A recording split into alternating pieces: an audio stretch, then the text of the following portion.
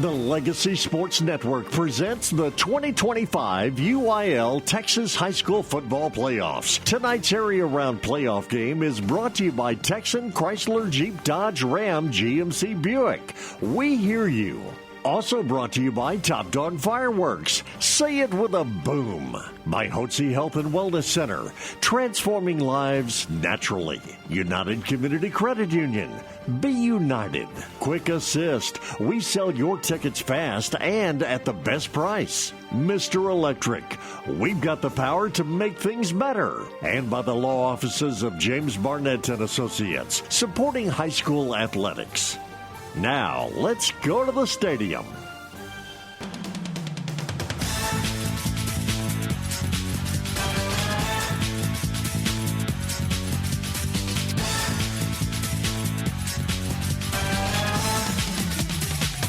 Good evening, everyone, and welcome live from Challenger Columbia Stadium in Webster, Texas for the 2025 UIL Texas Football State Championships. For this area round, I am Kevin Zelicskovics with you here on the Legacy Sports Network, here to bring you the pregame show as we got a battle of the undefeateds as the Dickinson Gators versus the Pearland Oilers. The Dickinson Gators are 11-0 undefeated overall in the season. They went 7-0 undefeated in District 24 6A, coming off a big win again at their home stadium in San Vitanza Stadium against the Atascocita Eagles. They won. It was a shootout with a final score of Dickinson claiming victory 51-47. That was the first win ever that Dickinson ever had against the Atascocita Eagles.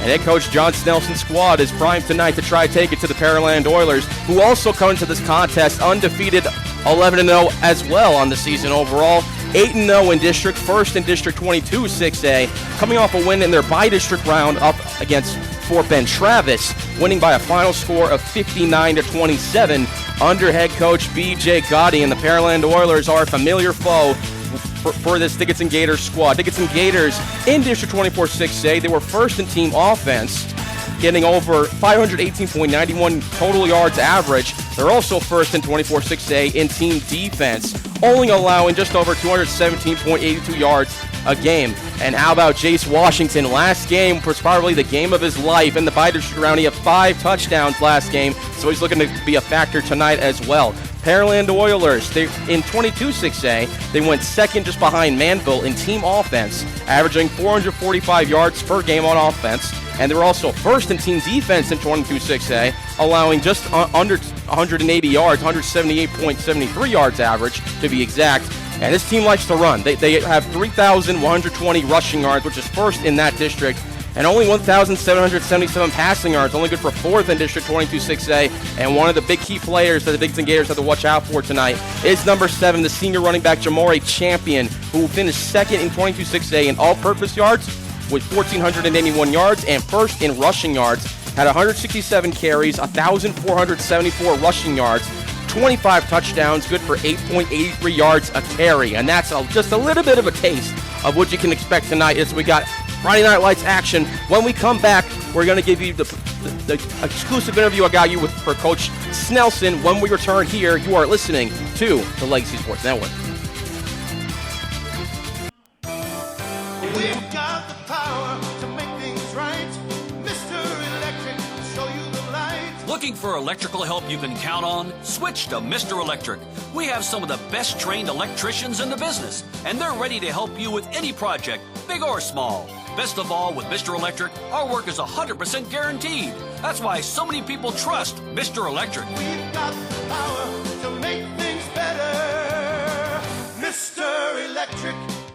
Forming, rolling, punching, cutting, welding. If you know what I'm talking about, you know it's the Walk-Up Company. The Walk-Up Company has become the leading metal fabricator in the Houston area because we can offer you something few others can match. Extensive fabrication experience, a highly seasoned and skilled workforce, high-tech equipment, and the stability you want in tough economic times. Family owned and operated for years, so you know we'll be here for the long run. And our commitment to quality work and customer satisfaction makes the Walk-Up Company the right choice for you. Visit us at walkupco.com. That's walkupco.com. The Walk-Up Company. Your imagination, our fabrication.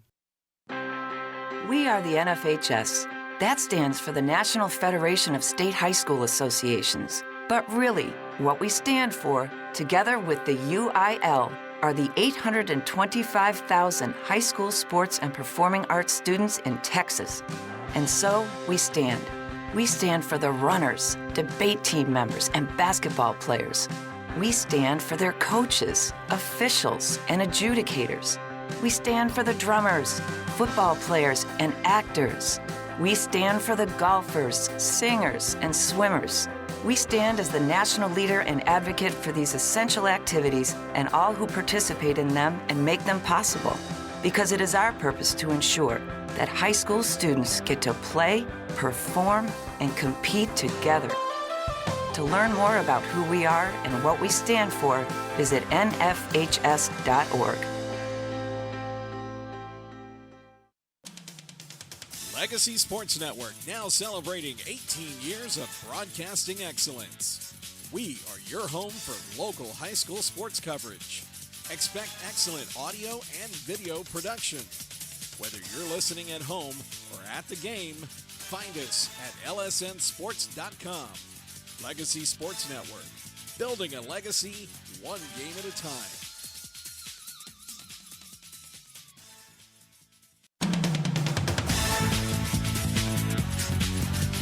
Welcome back live from Challenger Columbia Stadium. Here with you for the pregame show. I'm Kevin Zelicskovics, and now we got an exclusive interview. I got it before the game. Head coach John Snelson of the Dickinson Gators himself. Take a listen.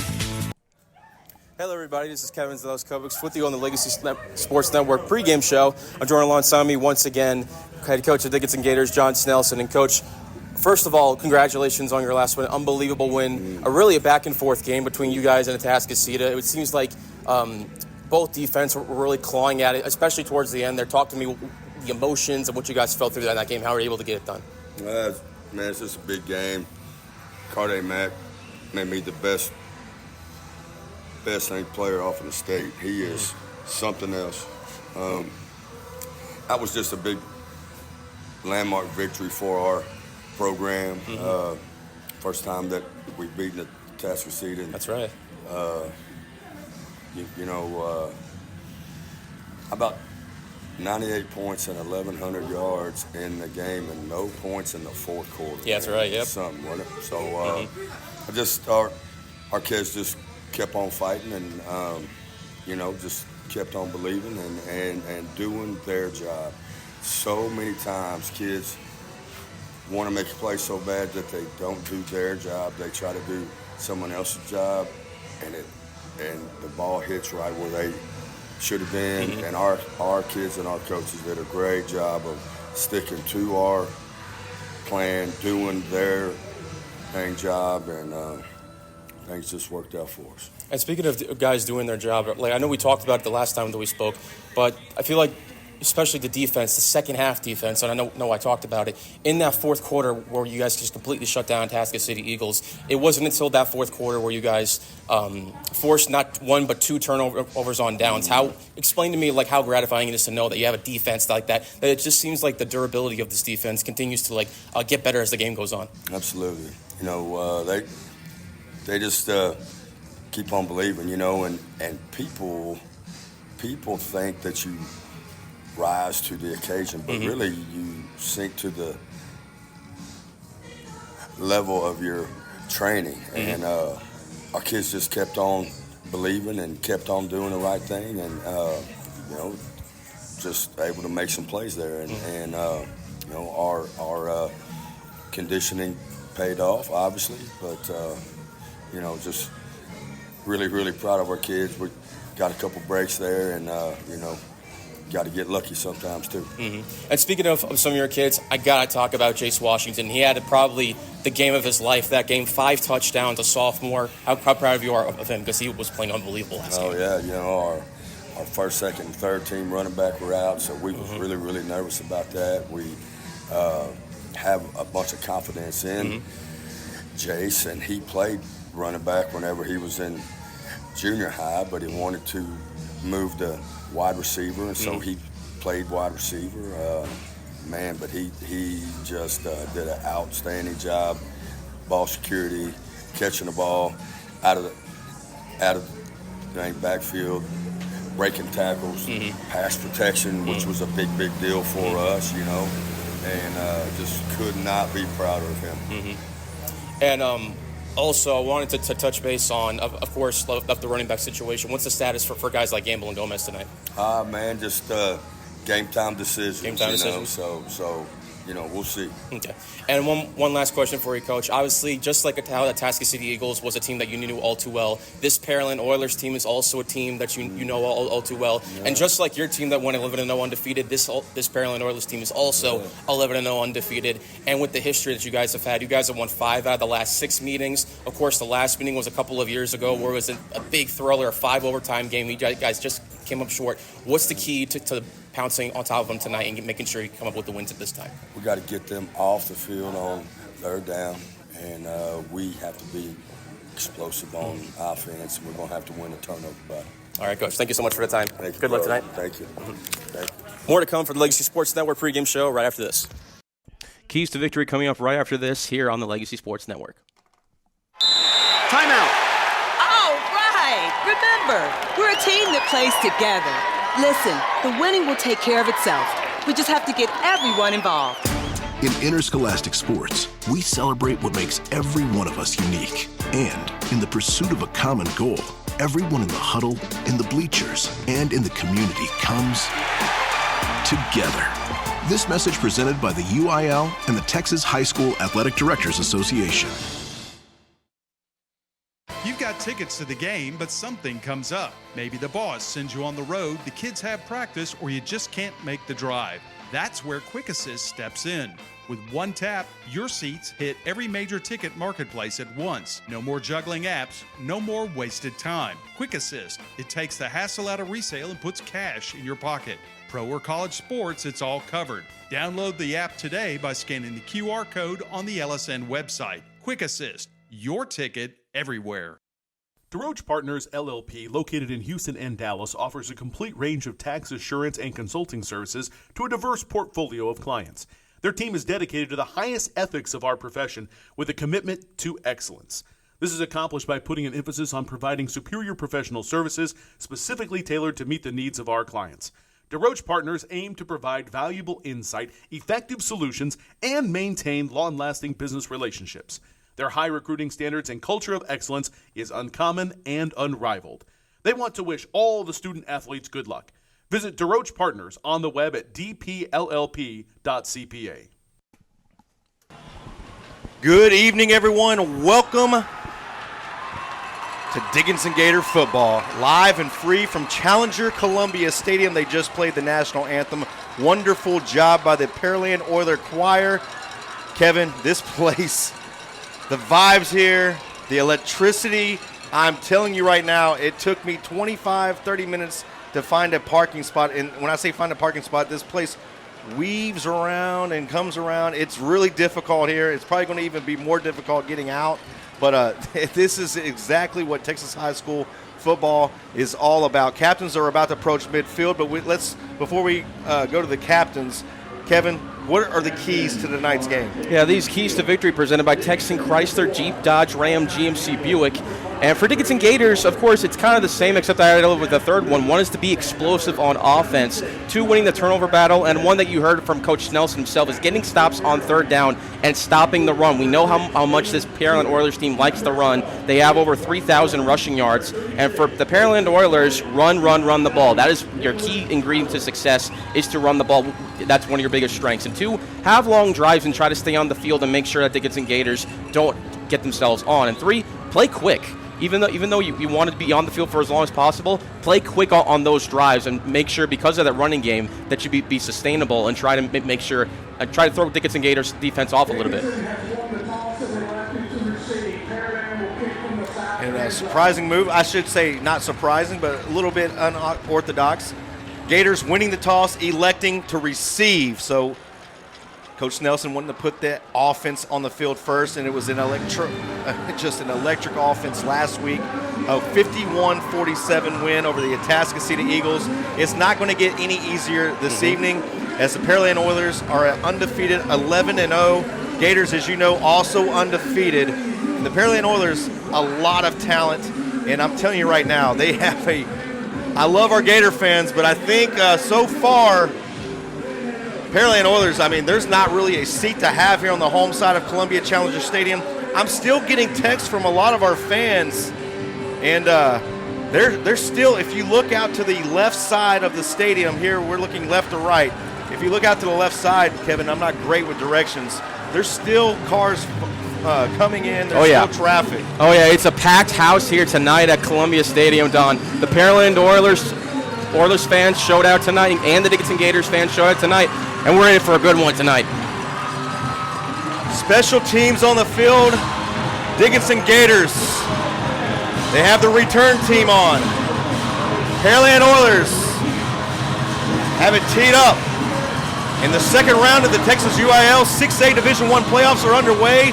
It's a high end-over-end kick fielded 8 yards deep into the end zone, and it will be touchback to begin things. Yeah, smart thing. That was too big enough kick to go deep, so just try to get a touchback. And what I'm curious to see tonight, Don, is how Coach Nelson attacks on this opening drive. We saw last game against Atascocita that they were able to get themselves on the board first, and to be aggressive is going to be a big storyline here tonight. It's a blue out here. If you're a Dickinson Gator fan, there's a sea of blue across the field to the visitor side. The Dickinson Gators, however, they are in their gray jerseys with the white numbers, white pants, white helmets with the blue and red trim.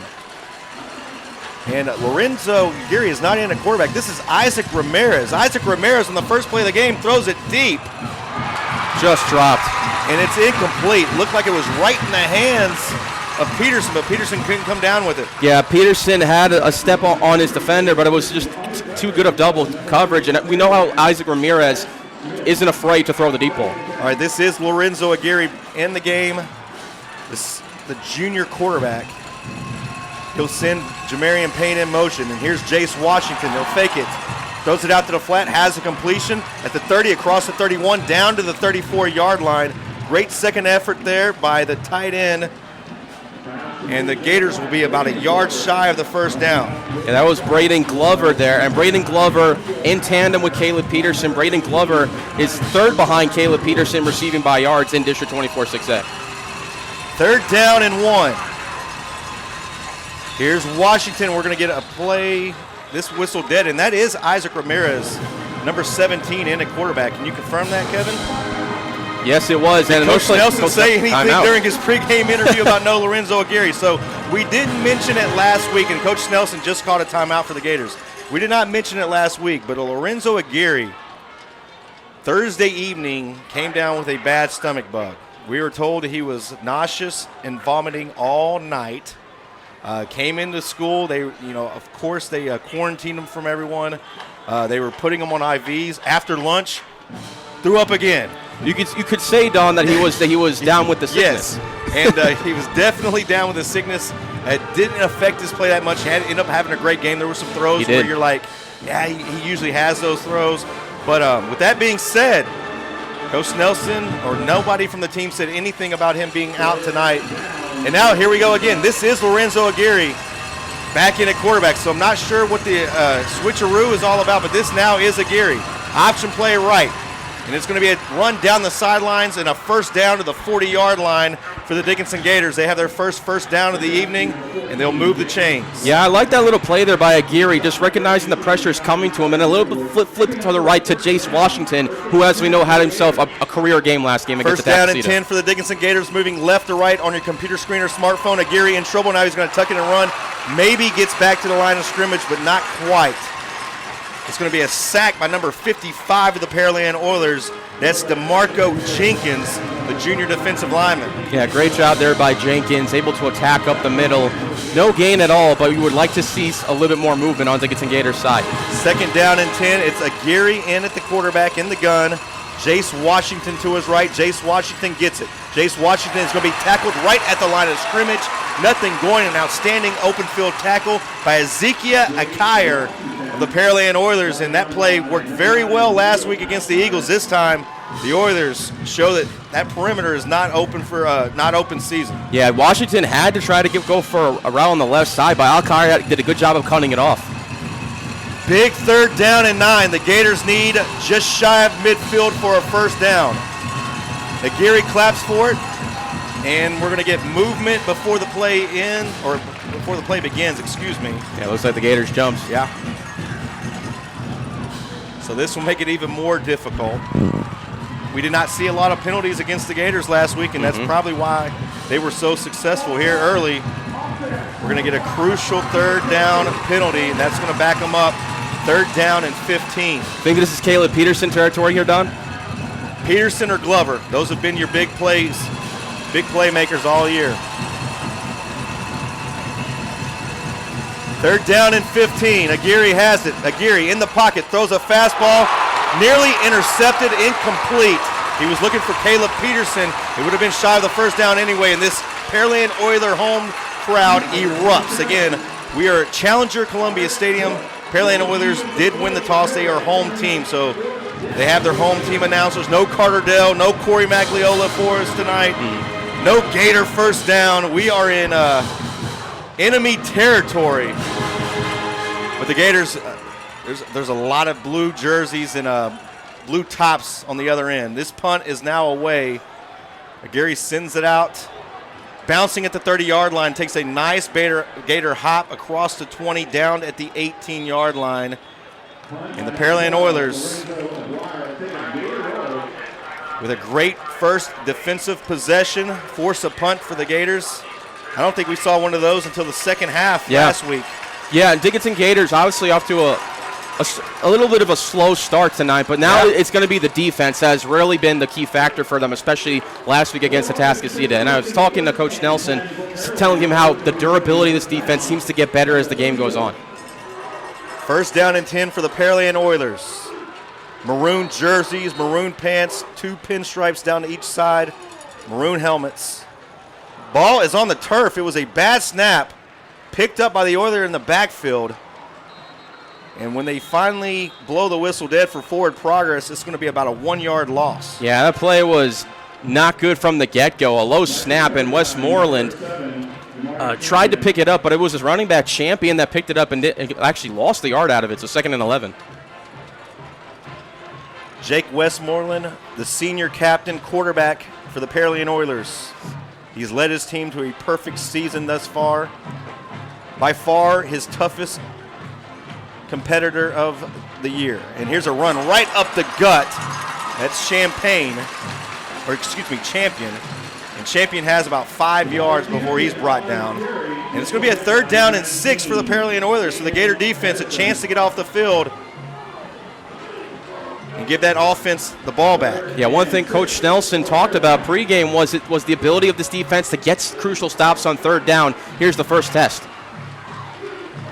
Will be an I formation with Champion dotting the I. Under center goes Westmoreland. Play action fake. Rolls to his left. Has time. Throws it out to the flat. Completed across the 40 to the 42-yard line. 2 yards shy, though, of a first down. Decision time coming quick for the head coach, Coach Goot. Coach Gotti, I should say. My fault.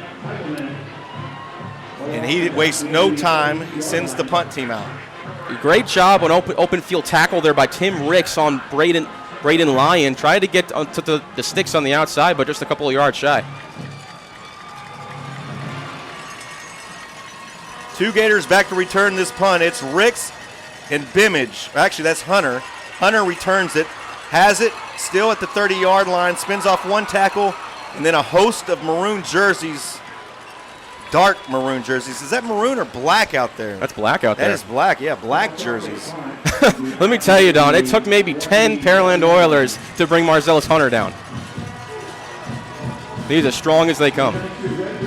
We are under 8 minutes remaining here in the first quarter, 7:58. Each team has touched the football. Neither team has been able to do anything with it. 0-0 tie here tonight. Challenger Columbia Stadium, second round of the Texas UIL State Playoff, 6A Division I, right here on the Legacy Sports Network.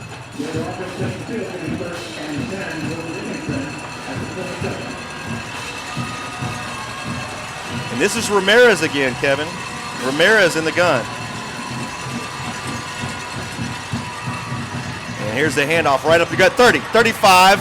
Still on his feet, the 40, 45, near midfield, finally out of bounds, close to midfield. And guess who that is, Don? The return of Malachi Gamble. It was a game-time decision, Kevin. And Malachi Gamble We've missed that. Yeah, we missed that a ton. His explosiveness was much needed. That yards after contact, Malachi Gamble with a big first down run here on his return from injury. Aguirre now in the quarterback. Aguirre throws it deep. Aguirre left wide open. Peterson. Has the man open. Oh, no. Peterson dropped it. He had his issues with drops last week. So uncharacteristic of number 3.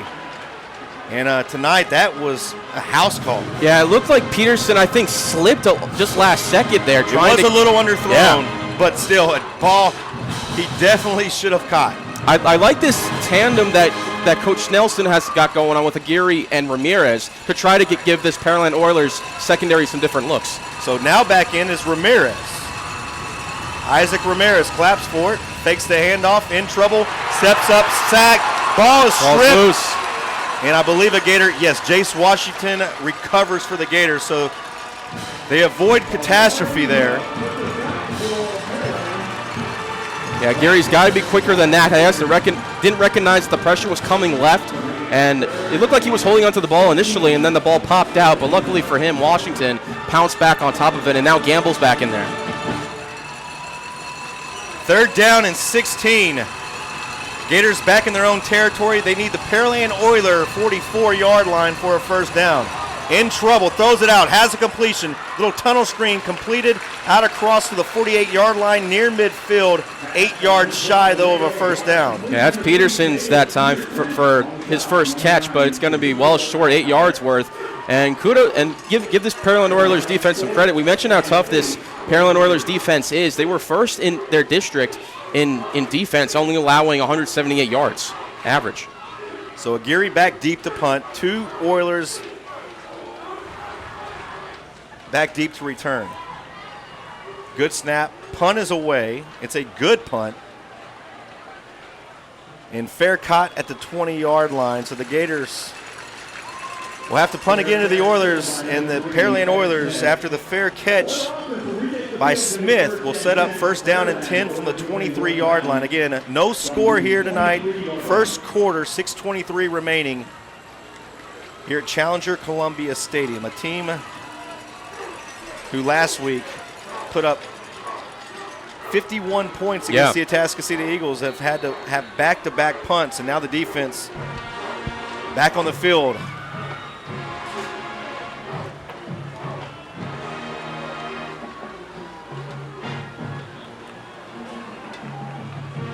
Here's Champion. Champion bounces it outside, has some running room, 30, 35, 40, out of bounds at the 45-yard line.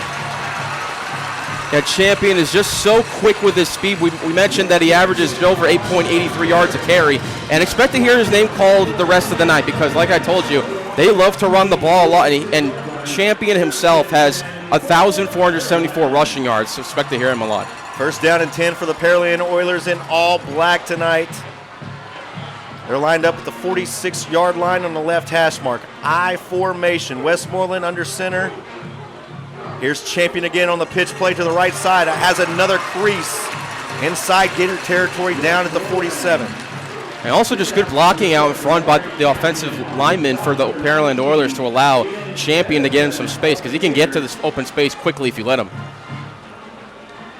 Gators have got to try to find a way to contain that offensive line to prevent those blocks from happening. Second down and 3 for the Oilers. They're moving right to left on your computer screen or smartphone. Gators showing blitz. They'll bring it. Passing, tunnel screen, set up, completed at the 45-yard line. Great contain and great pursuit by Tim Ricks. Also there was Cashmere on the stop for the Gators. That's going to back the Oilers up and make this third down a little bit more difficult. I should say we tackled right at the line of scrimmage, so third down and 1. Yeah, better job that time by Ricks and Casimir, able to contain that receiver that was also Champion. So now a big third down short coming up.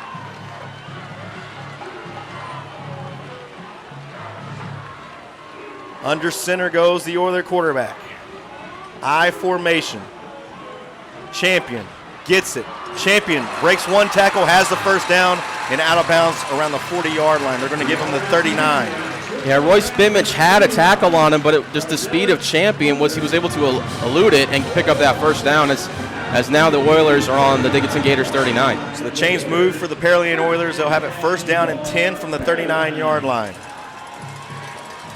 4:52 remaining here in the first quarter. No score if you're just joining us. Don Jones, Kevin Z, live and free here on the Legacy Sports Network.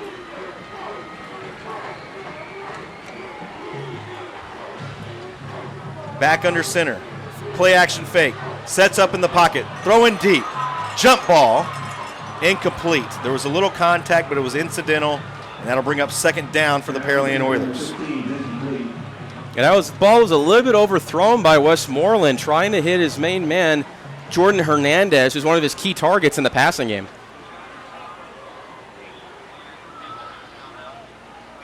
And like we mentioned, this Pearland Oilers team doesn't really pass the ball much. They're a very run-heavy offense.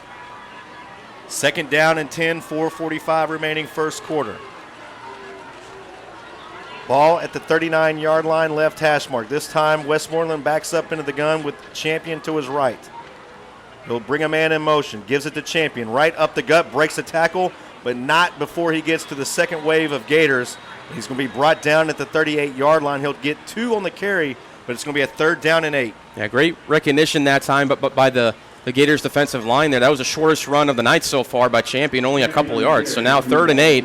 Now it's another chance to see how this third down defense responds.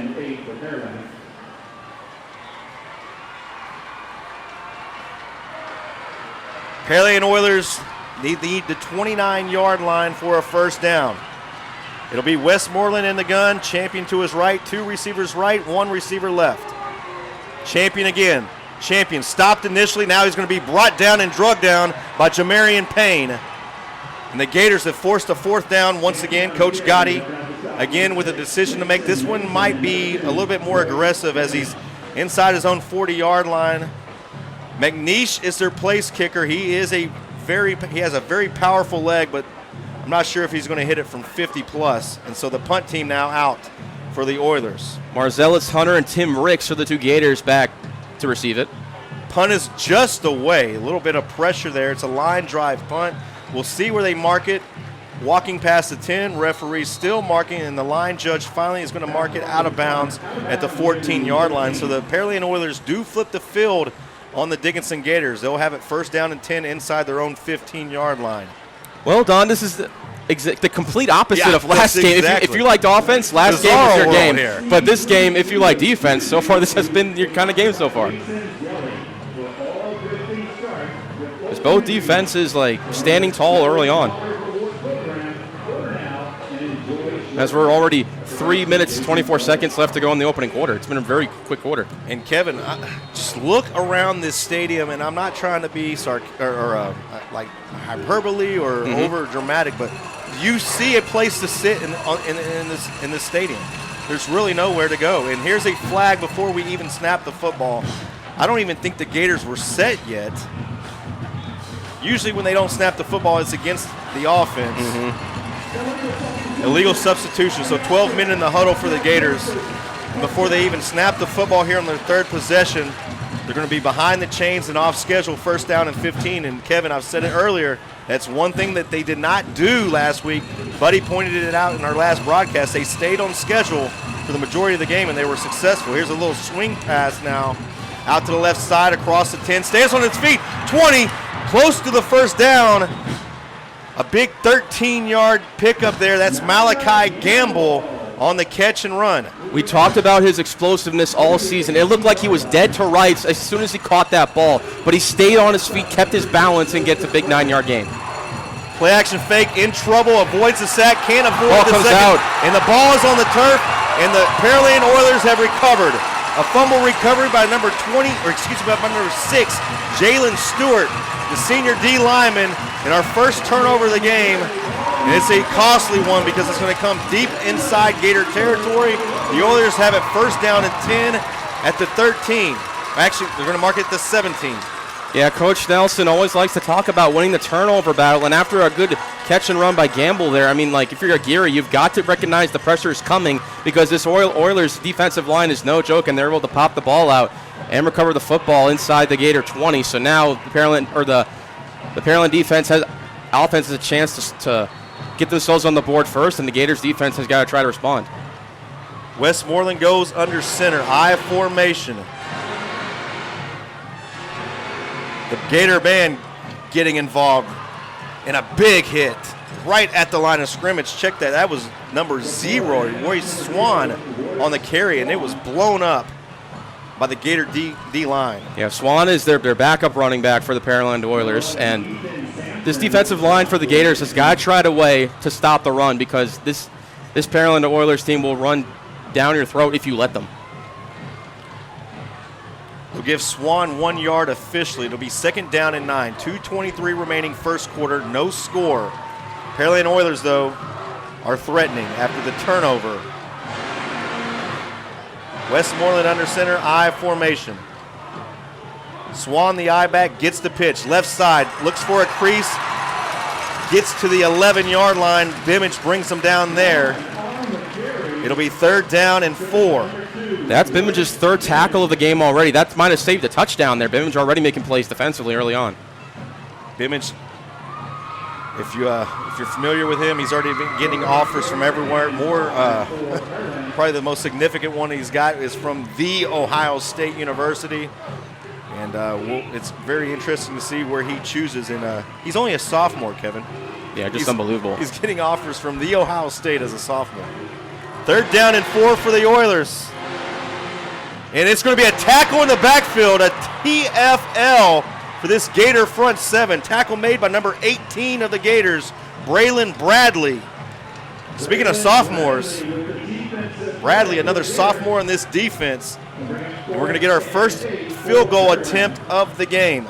Just a terrific job there again by the Gator defense. Braylon Bradley coming in that time to immediately shut down that run play, and now they forced the Oilers to make a not-so-easy field goal attempt. It'll be a 32-yard attempt for McNeish. It's blocked! And it's going to be blocked. Ball turns over and is on the ground and rolls through the end zone. Dickinson Gators special teams comes up huge. One of the keys to victory that Coach Nelson always likes to talk about is to be special on special teams. And this special teams, we saw it in the CE King game, the second game of the season, where they blocked that extra point attempt. This time in the second round of the playoffs, they block a field goal attempt. Special teams, special players, right? That's right. And so the Gators turned the football over inside their own 20-yard line, forced a field goal, and then blocked it. 49 seconds here in this opening quarter, Kevin, and I would say as advertised, but you said we're going to see a lot of points. You're right. It was the complete opposite as expected. It's been a team of defense. 0-0, and that equals the number of losses that each of these teams have as well, combined. Swing pass completed. Wow. What a hit there. That could be the hit of the season on Jace Washington. Sam Armstrong. I'm telling you, stopped in his tracks. Yeah. My goodness. That was a great tackle there by the senior Sam Armstrong. I'm watching the replay. That's Division I style hit right there. But right up the middle go again the Gators. And again, no gain. And it's going to be 3rd down and long again, Kevin. 3rd down and 11 to be exact. They need the 30-yard line for a first down. They're right around the 20-yard line. That might have been the final play of the quarter, Don, because you could see the Gators heading off. They need to regroup. Yeah, let's get a third quarter play. Catch our breaths. This is what Texas UIL State playoff football is all about. We are now closing on the first quarter. At the end of 12 minutes, the Dickinson Gators and Pearland Oilers are knotted up 0-0. We'll be right back after these words from our sponsors. You're listening to Dickinson Gator football on the Legacy Sports Network. All right, folks, let's get started. Parents, thanks for coming. As many of you know, I'm Coach Mather. Tonight I want to talk about the season, of which I only have one expectation, that everybody gets stronger. When I say get stronger, I'm not referring solely to physical strength. Sure, we'll be in the weight room, we'll be running stairs, but we're also going to focus on developing mental toughness and grit, because those are the characteristics that allow us to achieve greatness both on and off the court. So, how do we develop those things? By getting comfortable with a challenge, by cultivating the confidence necessary to overcome adversity in all forms. That's why I coach. That's my purpose. Every member of this team can lean on me, and I'll teach them how they can lean on themselves and each other. This message presented by the UIL and the Texas High School Athletic Directors Association. Welcome back to Challenger Columbia Stadium. Dickinson Gators, Pearland Oilers knotted up 0-0. Here's a 3rd down and 11 for the Gators.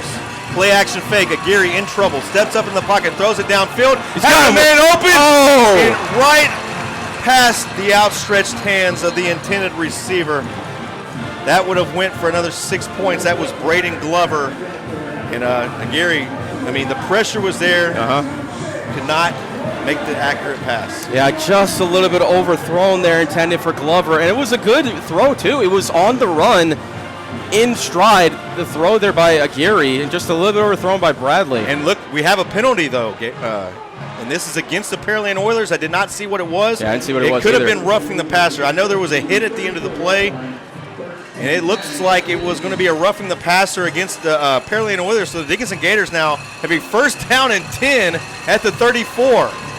It was going to be a 4th down punt. Aguirre again, pocket collapse. This time he's going to run, and flags fly. It looks like it's going to be a holding against the Gators there in the backfield.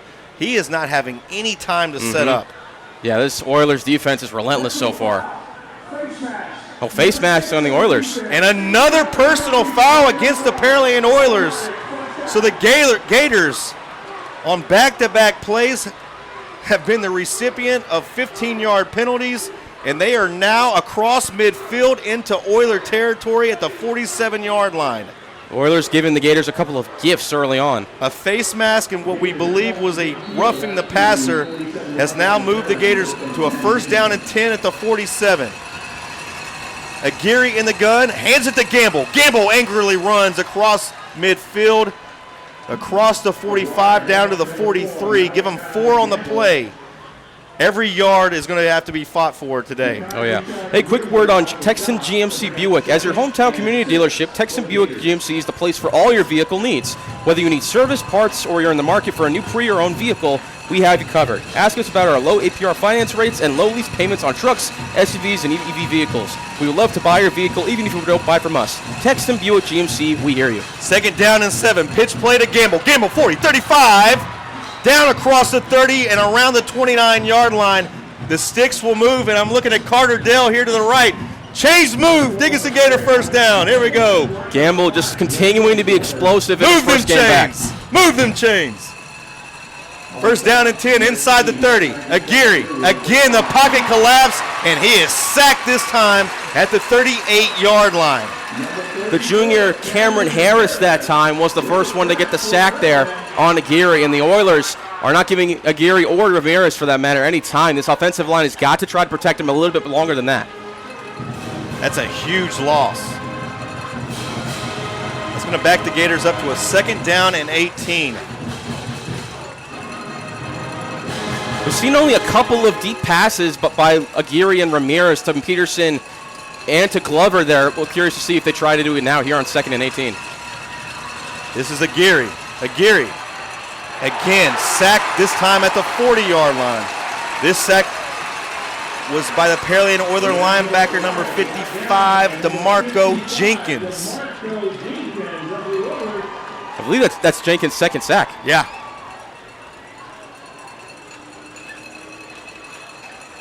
That'll make it, a 3rd and 20 now? Yeah. 22. Gators have the football spotted at the 40-yard line. They need the 19 for a 1st down. Aguirre in the gun, Gamble to his right, trips out to the numbers to the left, and Caleb Peterson to the right, and now we're going to get a timeout. We'll take it with them to catch up on our commercial breaks.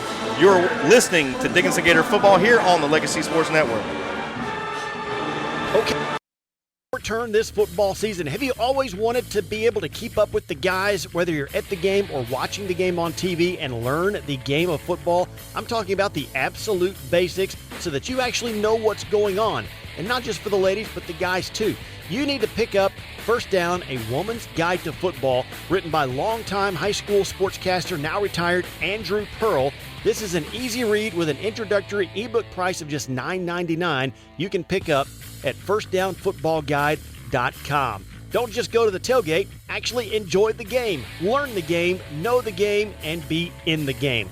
First Down, A Woman's Guide to Football. Pick it up now for just $9.99. It's an ebook, easy download immediately after purchase at firstdownfootballguide.com. Again, ladies, and for some of you guys that want to learn the game, this is for you. It's your turn to be in the game, know the game, and be a part of the game. Firstdownfootballguide.com. Get your copy today. Third down and 20 for the Dickinson Gators. It's Ramirez. Ramirez has a completion to Glover. Glover down, the ball does come free, but we have a flag in the secondary, and this could be against the Oilers again. We got 3 straight penalties on this drive alone. And if it's in the secondary, whether it's a holding or pass interference, it's usually an automatic first down. No, it's going to be a chop block. Chop block on the Gators. So that'll back the Gators up even more. So the penalty yards they received to get inside Pearland Oiler territory, they're giving it right back with sacks, and now another. This is going to be a personal foul, 15-yard penalty.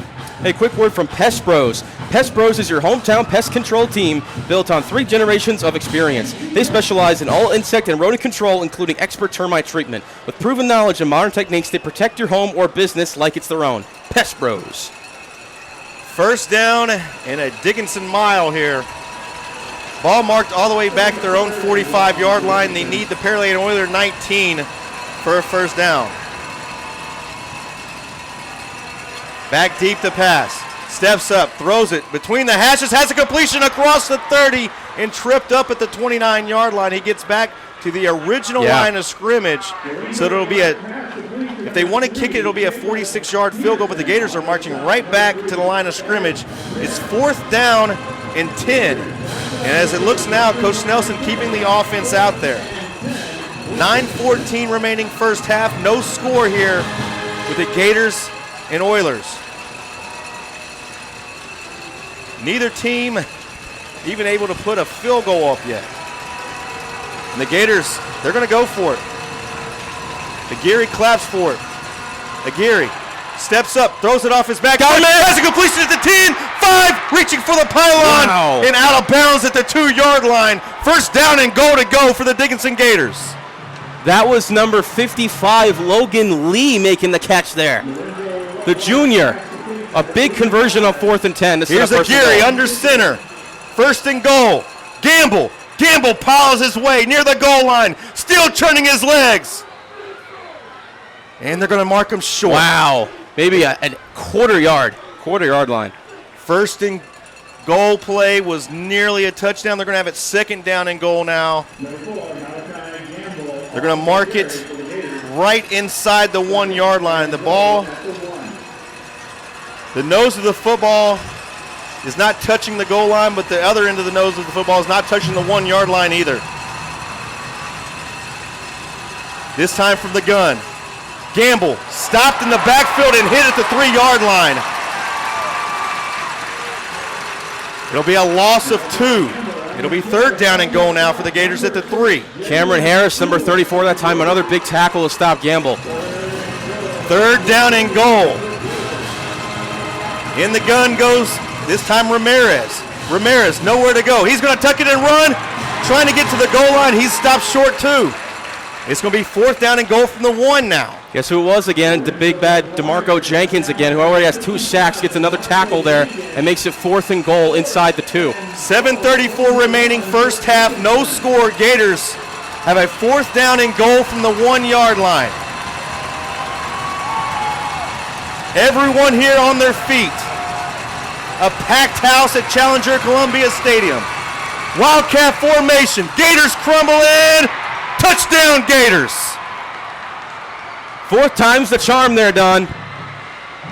That's Jamarian Payne coming from that Wildcat position on the quarterback sweep. And the Gators strike first and hush this Pearland crowd here on the home side. And they lead 6-0 with 7:15 remaining second quarter.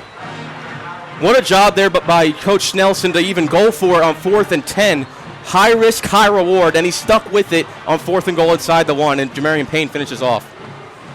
Extra point attempt here for Orlando Torres, the left-footed kicker. Sends it up and right through the middle. 7-0 Gators lead the Oilers. 7:15 remaining first half. We'll be right back after this. You are listening to Gator Football on the Legacy Sports Network.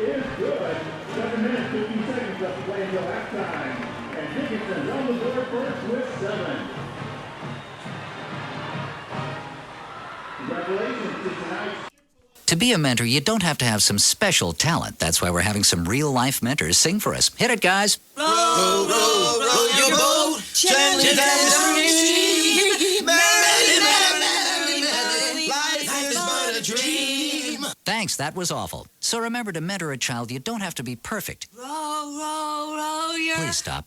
You just have to call Save the Children toll-free at 1-877-BA-MENTOR. A message brought to you by Save the Children and the Ad Council. Drive summary there for the Gators from their own 20-yard line, 12 plays, and a 1-yard rushing touchdown by Jamarian Payne to make it 7-zip Gators. And if you listen closely, Kevin, you hear the Gator chomp in the background. Again, we're here on the home side of Challenger Columbia Stadium. Dickinson Gators, the visiting team there on the far side. Gator chomp in the background. Orlando Torres has it teed up, but it's going to be Rendon sending it deep, fielded at the 10, 15, 20. Turning it upfield close to the 25-yard line, and the Pearland Oilers will set up shop there at the 24. Well, now you saw what the Dickinson Gators could do offensively. They just got themselves on the board. Let's see if the Pearland Oilers can try to put up a quick response. Again, these two teams come in 11-0, very high, prolific offenses. And it's been a struggle even to get a yard for these teams. And I'm not even exaggerating about that. I mean, just look at the Gators with a 1st and goal at the 1. It took them 4 plays. Now the Oilers have it 1st down and 10, trailing by 7. And I believe we're going to have an offensive jump here for the Oilers, and that's going to back them up 5 yards. Man, it was all defense in the first quarter, moving very quickly, and it was false start against the Gators. And in the second quarter, Don, it's been a slew of penalties by both teams. Nerves? Possibly, yeah. I mean, why not, right? It's also. I guarantee this is probably the biggest crowds any of them have ever played. Yeah, I was going to say this is a neutral sold out. too. I mean, there's not a seat to be had here. Check our socials. I'll send a picture out here in the next few minutes. Just how packed this really is. Here's an I formation. Play action fake. Now rolls to his right, throws it to the sideline. It's intercepted at the 33-yard line. Down the sideline, hurdles a tackle inside the 20 and out of bounds. Interception made by the Gators secondary, number 19, Aiden Edison. How about the senior getting in on the action tonight? We talked about this defense, how they got to make plays and win the turnover battle. Dickinson Gators turn the ball over themselves, but they get one right back.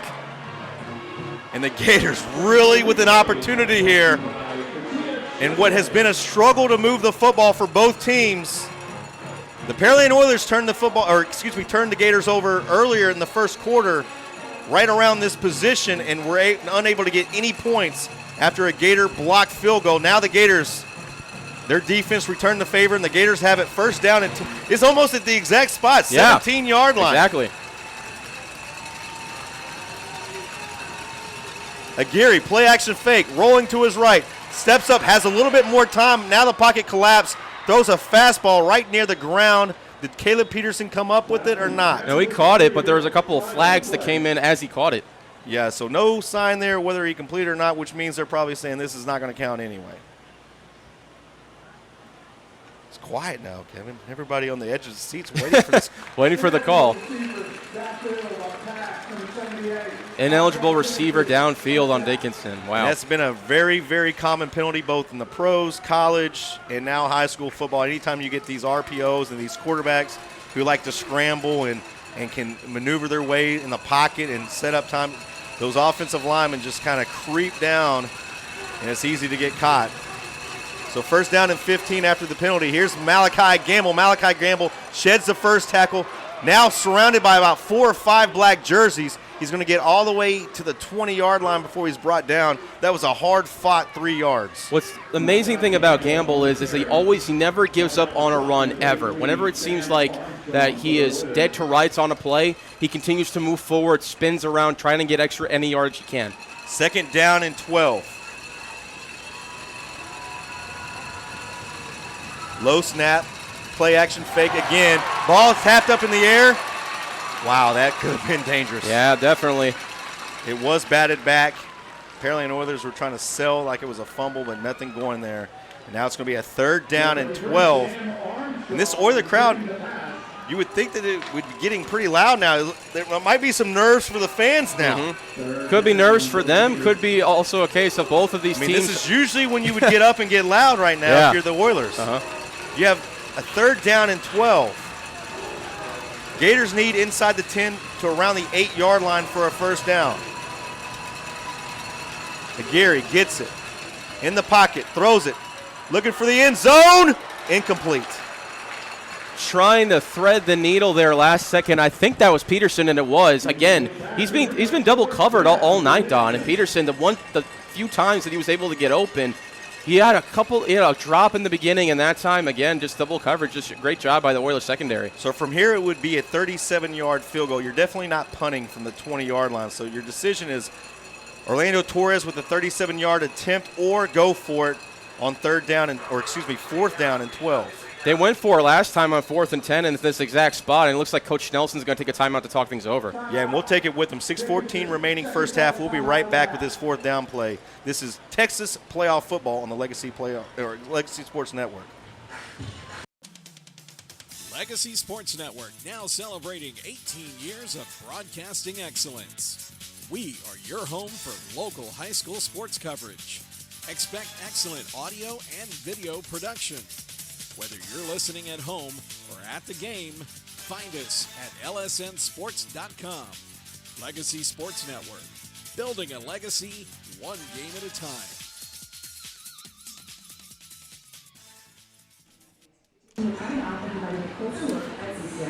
A quick word from Pest Bros once again. Pest Bros is your hometown pest control team built on 3 generations of experience. They specialize in all insect and rodent control, including expert termite treatment. With proven knowledge and modern techniques, they protect your home or business like it's their own. Pest Bros. Shout out to Randall Parker. Shout out Randy. I was told his name's Randy. I've been calling him Randall. Randy Parker, excuse me. 4th down and 12. Offense out in the field for the Gators. Aguirre in the gun, Gamble to his left. Passing, throwing, right side, end zone. Touchdown Gators! Caught that. Caleb Peterson leaped over 2 defenders and brought the football down for a Gator touchdown. Unbelievable, Don. I thought it was picked off. Wow! Caleb Peterson. Look at this play again. Oh, my goodness. Wow!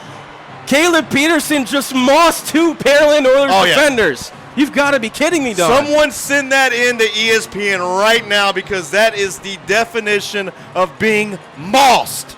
That is incredible, a catch by Caleb Peterson. 13-0 Orlando Torres with the extra point right down the middle. Gators here in Challenger Columbia Stadium, after a moss catch by Caleb Peterson, have taken the lead 14-0. You are listening to Gator Playoff Football on the Legacy Sports Network.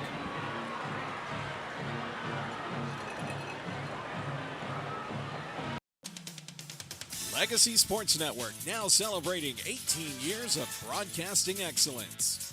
We are your home for local high school sports coverage. Expect excellent audio and video production. Whether you're listening at home or at the game, find us at lsnsports.com. Legacy Sports Network, building a legacy one game at a time.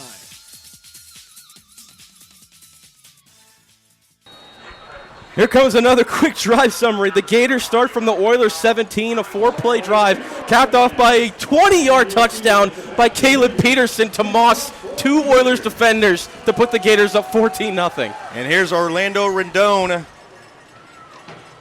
with a kickoff. It's going to be dribbling now inside the 5, just now picked up at the 2, in trouble. He does find a little bit of a crease, but manages to get across the 10 to the 14-yard line. That could have been a lot worse for the Oilers, but still for the Gators. They're going to pin the Oilers back inside their own 15-yard line, trailing by 14. Again, 6:01 remaining first half. If you're just joining us, Gators lead 14-0. John, I'm still trying to get over that catch by Caleb Peterson because both of us didn't even know that he caught it. We all thought it was intercepted at first, and then a long pause, and Caleb Peterson was just flexing his muscles. Unbelievable. We're approaching the middle 8, not quite there. 2 minutes remaining until the middle 8. Westmoreland under center, I formation. Champion back in as the I back. Pitch play, right side, and the Gators now really starting to read that play. We've seen it's been about 2 or 3 plays. They've run it several times. It was successful early in the first quarter. Yeah. Now the Gator defense adjusting, and I was going to say a short game, but some way Champion just kept plowing his feet, and now it's actually a 5-yard game. Yeah, Champion averages a little over 8 yards a carry, and I think that this Gators defense has been sparked by that last catch by Peterson, that the team goes with the momentum of the team. 2nd down and 5 for the Oilers, moving left to right on your computer screen or smartphone. I formation once again as Westmoreland goes under center. Passing, quick play, caught across the 20, has a first down at the 21-yard line. And the chains will move for the Pearland Oilers. Jordan Hernandez again, who was caught by, and also again a couple of Gator defenders. It was Ricky Casimir and Tim Ricks again in tandem to bring down Hernandez. So great job there, but he still picked up the first down anyway. And fans are still coming in, Kevin. I'm looking out in the park. There's still people parking. Yeah. There's still fans. You could tell that they're just now arriving because they got their chairs in the back. You know what I mean? Like they haven't set. I don't know where they plan on setting them up at, especially here on this Oilers side. Just standing room at this point. I mean, no exaggeration. It's standing room only. Here's Champion again. Champion bounces it out to the right sideline, 25, puts his head down across the 30, down to the 32-yard line before he's finally dropped by a host of gray jerseys. It's going to be shy. Now they're going to actually give him the first down at the 33. A Champion still continuing to run hard, trying to get some momentum going in the Pearland Oilers way. And we mentioned, we're not even exaggerating how many people are actually in this stadium. It is filled to the brim, and we're almost 4 minutes left to go in the first half. 4:17 remaining, first half. 14-0 lead for the Gators. I formation. Here's Champion right up the gut. This time he's going to be met, but again, that yard after contact, he's going to splurge now to about a 3-yard gain, but he was hit at the line of scrimmage. Yeah, Champion kind of does what Gamble does and just chugs himself forward, continuing to fight for every yard that he gets. So he's going to be continuing to be a problem for the Dickinson Gators, but a good job that time, only holding him to 3 yards. We are now inside the middle 8 here in a very crucial battle. The second round of the playoffs. Winner goes on to face the winner of Lamar and Strake Jesuit. A lot of work to do for each of these teams. Trips to the right, tight end to the left for the Pearland Oilers. Wearing their all-black jerseys with pinstripes down the right side. Here's another tunnel screen set up, completed. Hit hard at the 40-yard line and dropped. Tackle made there by number 19 of the Gators, Aiden Edison. And you need to be careful. You can't stand over the player. It was an awesome hit, but let's not stand over him, Aiden. Come on, Aiden. Got to try to be healthy because you just got Gamble back. You don't want to lose a defensive player as well. Yeah, you don't want to get an unsportsmanlike conduct call. 3 minutes remaining until halftime. Gators lead 14-0. Third down and 1. I formation once again. Champion, the big back, will dot the I. Westmoreland now changing the play. Goes back under center. Gets the snap. Pitch play left side. It looked like we were initially going to get him in the backfield, but Champion comes up with a 3-yard pickup, and the chains will move for Pearland. That Champion seemed like he wasn't going to go anywhere, but a nice spin into the right side is able to push himself for another first down. 2:30 remaining here until halftime. 2 timeouts left for the Pearland Oilers. They also will have the 2-minute timeout. Got about maybe one more play before then. And the Gators are perfectly content with allowing them just to milk this clock. First down and 10. This might be the last play until until the 2-minute warning. As this play goes right up the middle again, Champion gets up maybe a yard and a half. And that's 2:08, 2:07. I don't see Coach Gotti wanting to call a timeout. And that will send us to the 2-minute timeout here at Challenger Columbia Stadium. Round 2 of the Texas UIL State Playoffs, Division I 6A.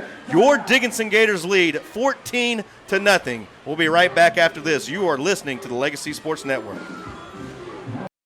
Hello, I'm Dr. Steve Hotze. Are you sick and tired of being sick and tired? Are you fed up with your doctor giving you drugs simply to mask your symptoms rather than treating the cause? As you age, I believe you should be brimming with energy, vitality, and enthusiasm for life. The Hotze Health and Wellness Center treats individuals from all over the country and world in an environment of extraordinary hospitality. We specialize in the treatment of allergies, yeast, replenishing natural hormones, vitamin and mineral supplementation, and a healthy eating lifestyle, all of which boost your immune system, increase your energy level, and your health span. If you'd like to obtain and maintain health and wellness naturally without pharmaceutical drugs, then contact one of our wellness consultants today at 281-698-8698 or visit HotzeHWC.com and request a free copy of my best-selling book, Hormones, Health, and Happiness. Welcome back to Dickinson Gator Playoff Football, live and free on the Legacy Sports Network. Second down and 8 for the Pearland Oilers, trailing 14-0. And here's another handoff right up the gut. Champion near midfield, down at the 49-yard line, and shy of the first down by about 5 yards. Late handoff there by Westmoreland. Yeah. I thought initially he was going to fake the handoff and throw it, but he does a late handoff to Champion for 3. Clock continuing to tick here, and there's really no urgency, Kevin, from this Pearland offense. Down 14 points. They have 2 timeouts in their back pocket, choosing not to use one right now. Yeah, Coach Gotti just trying to be very conservative. Yeah, very conservative right now. Third down and 5. It's probably because they want to see what they do here after this third down. Westmoreland back to pass from the gun, has a completion. That's going to be very close to a first down. They will have it. Hernandez again. Clock will stop at 1:19 as they reset the chains. So now we'll probably see Coach Gotti with some timeouts being used. Now that you're not at risk of giving the Gators the football back. First down and 10, they'll mark it at the 44-yard line. Swan now in the game. He'll line up to the left side of Westmoreland. Swan gets it. Swan is going to be gobbled up and tackled in the backfield. That's Hightower and Lewis. That's a big-time tandem right there, coming up with a big TFL. Now a timeout. And they will call a timeout. We'll take it with them. 55 seconds remaining until halftime. Gators lead 14-0. We'll be right back after this. You've got tickets to the game, but something comes up. Maybe the boss sends you on the road, the kids have practice, or you just can't make the drive. That's where Quick Assist steps in.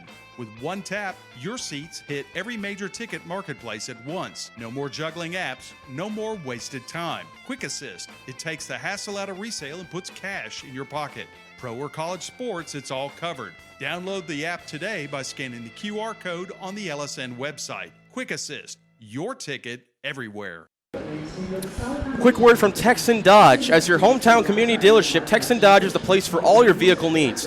Whether you need service parts or you are in the market for a new or pre-owned vehicle, we have you covered. Ask us about our low APR finance rates and how to get the lowest price on a new truck or car today. We also want to buy your vehicle, even if you don't buy from us. Texan, Chrysler, Jeep, Dodge, Ram, we hear you.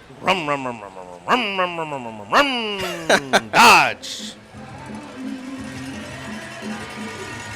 That's a little extra on that live read. You get what you pay for. Second down and 11. Pearland Oilers moving left to right on your computer screen or smartphone. They're down 14. 55 seconds remaining. Westmoreland back to pass. Rolls out to his left.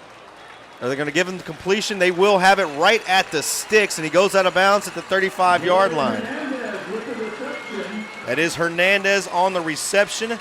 That's their big-time receiver.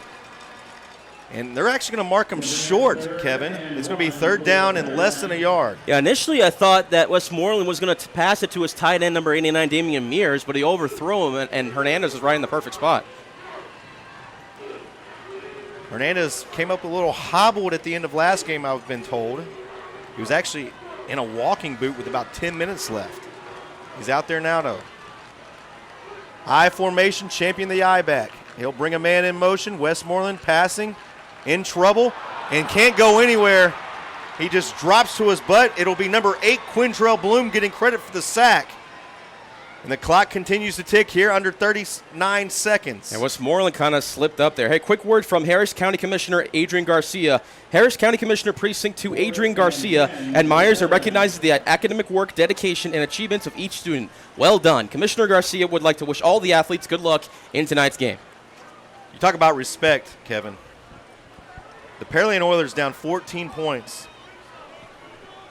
They're so fearful of the Gators getting the football back and scoring fast. 10 seconds They're running letting the by. clock go. They're letting the clock go. They're not even calling a timeout. Wow. Very surprising here by Coach Dowdy. 3 seconds, 2 seconds. Now they call a timeout so with 3 seconds. So what are they going to try to do, run one play? Wow. So you talk about some respect.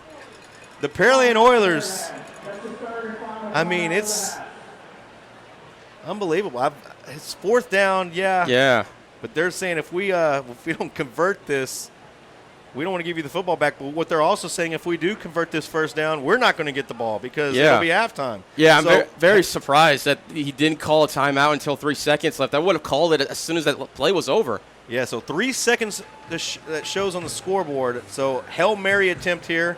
I'm not sure about Westmoreland's arm. I'm sure being a quarterback from the Pearland Oilers, those guys usually have good arms. Mm-hmm. They eat good down here. They're good baseball players. So I imagine he'll be able to get it. You know, the ball's marked around the – you're going to have to put it in the air for about 50, 60 yards here to give your receiver a chance. You also have the hook and ladder that we saw almost crush the dreams of the Texans win last night. Both teams out in the field. Shotgun formation. Sacked. And it's going to be a sack for the Dickinson Gators. We're not even going to see it. Clock hits double zeros, and the Gators will go into the locker room leading 14-0 over the undefeated Pearland Oilers here at Challenger Columbia Stadium. We're going to take a quick break, pay some bills. When we come back, it'll be the Legacy Sports Network halftime show with Kevin Z. Unfortunately, nobody Brooks Best Bets. I called in and see if he wants me to call in something. So we'll see about all that. Again, 14-0 Gators lead. We'll be right back with that Legacy Sports Network halftime show. Time to buy, sell, or lease residential or commercial property? Kim Walt and Danette Watuski with RE/MAX Results will help make it a smooth transaction.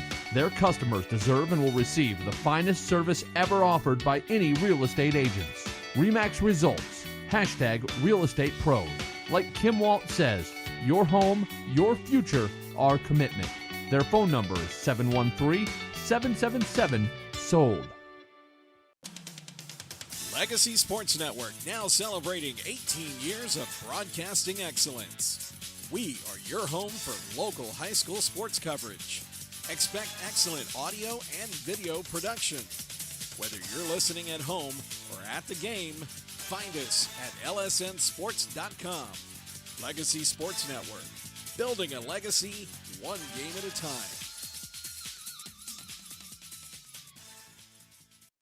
Life happens. Maybe a work trip, a family event, or you just want to watch the game at home. Don't let the tickets go to waste. With Quick Assist, your seat gets listed for sale on every major marketplace simultaneously. No more juggling apps or stressing over resale. We make it fast and hassle-free, so you save time and put money back in your pocket. From pro to college, Quick Assist has you covered. Download the Quick Assist app by scanning the QR code on our Legacy Sports Network website. Quick Assist, your ticket everywhere. We've got the power to make things right. Mr. Electric, show you the light. Looking for electrical help you can count on? Switch to Mr. Electric. We have some of the best trained electricians in the business, and they're ready to help you with any project, big or small. Best of all, with Mr. Electric, our work is 100% guaranteed. That's why so many people trust Mr. Electric. We've got the power to make things better. Mr. Electric. What's the biggest myth about interscholastic performing arts? That you have to be the most talented or experienced to participate. The truth is, anyone can be a part of their school's performing arts. There are countless opportunities for students to participate, from theater, choir, and band to speech and debate. The bottom line, if you want to perform, there's a place for you. This message presented by the NFHS and the UIL. Forming, rolling, punching, cutting, welding. If you know what I'm talking about, you know it's the Walk-Up Company. The Walk-Up Company has become the leading metal fabricator in the Houston area because we can offer you something few others can match. Extensive fabrication experience, a highly seasoned and skilled workforce, high-tech equipment, and the stability you want in tough economic times. Family owned and operated for years, so you know we'll be here for the long run. And our commitment to quality work and customer satisfaction makes the Walk-Up Company the right choice for you. Visit us at walkupco.com. That's walkupco.com. The Walk-Up Company. Your imagination, our fabrication. Welcome back here live from the Legacy Sports Network here at Challenger Columbia Stadium. I'm Kevin Zelicskovics with you for the halftime show as the Dickinson Gators and the Pearland Oilers performances happening live in the background. Let's give you a bit of a summary as to what happened in that first half. It was really a half of defense from both of these teams, so let's talk about it. The Dickinson Gators started off the game from their opening drive from their own 25-yard line, ended up in 6 plays, and they ended up having to punt the ball away, something they only had to do the one time last game against Atascocita, and that was a big scoring shootout in what was terms of offensively. Meanwhile, the Pearland Oilers on their first drive, it was a quick 3-and-out from their own 34-yard line. They also had to punt. The Dickinson Gators on the next drive from their own 28, it was 4 plays and another punt. The Oilers from their own 23, 5 plays and a punt from their side. The Gators from their own 14-yard line, they fumble the ball on the second play of the drive, and it was recovered by the Oilers. Unfortunately for the Oilers, they could not convert as they started that ensuing drive from the Dickinson Gators' 18-yard line and then they tried to go for a field goal, but this Dickinson Gators defensive line blocked it to keep it scoreless to make it 0-0. Dickinson Gators would cash in on the next drive, starting from their own 20, a big 12-play long drive was capped off by a 1-yard rushing touchdown by Jamarian Payne. A name we didn't call last week against Atascocita. He puts the Dickinson Gators up on the board first, 7-0. The Pearland Oilers tried to respond, though, from their own 24-yard line, and then a big interception on the first throw of the drive was intercepted by Aiden Edison. And Aiden Edison's interception would lead to probably the best touchdown of the year, both regular season and postseason, as the Dickinson Gators started off from the Pearland Oilers' 17-yard line, and it was a big 20-yard touchdown by Caleb Peterson after 4 plays. And let me tell you, that was, I'm sure, you hearing it doesn't serve it justice, but you had to see it live here in person if you were in the stadium tonight, because that catch, he was double covered in the back right corner of the end zone, and he absolutely mossed 2 Pearland Oilers defenders. And initially, it looked like even Don was paused for a brief moment because him and I thought it was initially intercepted by the Pearland Oilers. And then a brief pause, and then you see, next thing you know, Caleb Peterson is flexing his muscles, and he ended up catching it. It was probably one of the best catches that we've ever seen this year from a Dickinson Gator. And Caleb Peterson, keep in mind, he was quiet in the last game against Atascocita. They had a few drops in there, including one tonight in this game. It was very uncharacteristic, but he hauls that one in to give the Dickinson Gators a 2-score lead to make it 14-0. The Pearland Oilers would get the ball one last time before the half ends, and they would draw up 9 plays from their own 11-yard line, and then some questionable game clock management by Coach B.J. Gotti, electing not to use a timeout until 3 seconds left, and they don't even draw up another play or even attempt one. So as it stands right now, the Dickinson Gators are up 14-0 at the half against the Pearland Oilers. And what a game that looked like it was advertised as such to be probably a high-scoring game when you consider last game against Atascocita. But here tonight, it's been anything but that. The complete opposite. It's been a game of defense from both sides, and that's why you hear the low score tonight is Dickinson Gators up 14-0. So that's a little bit of a longer recap. What was probably a quicker first half than anticipated tonight.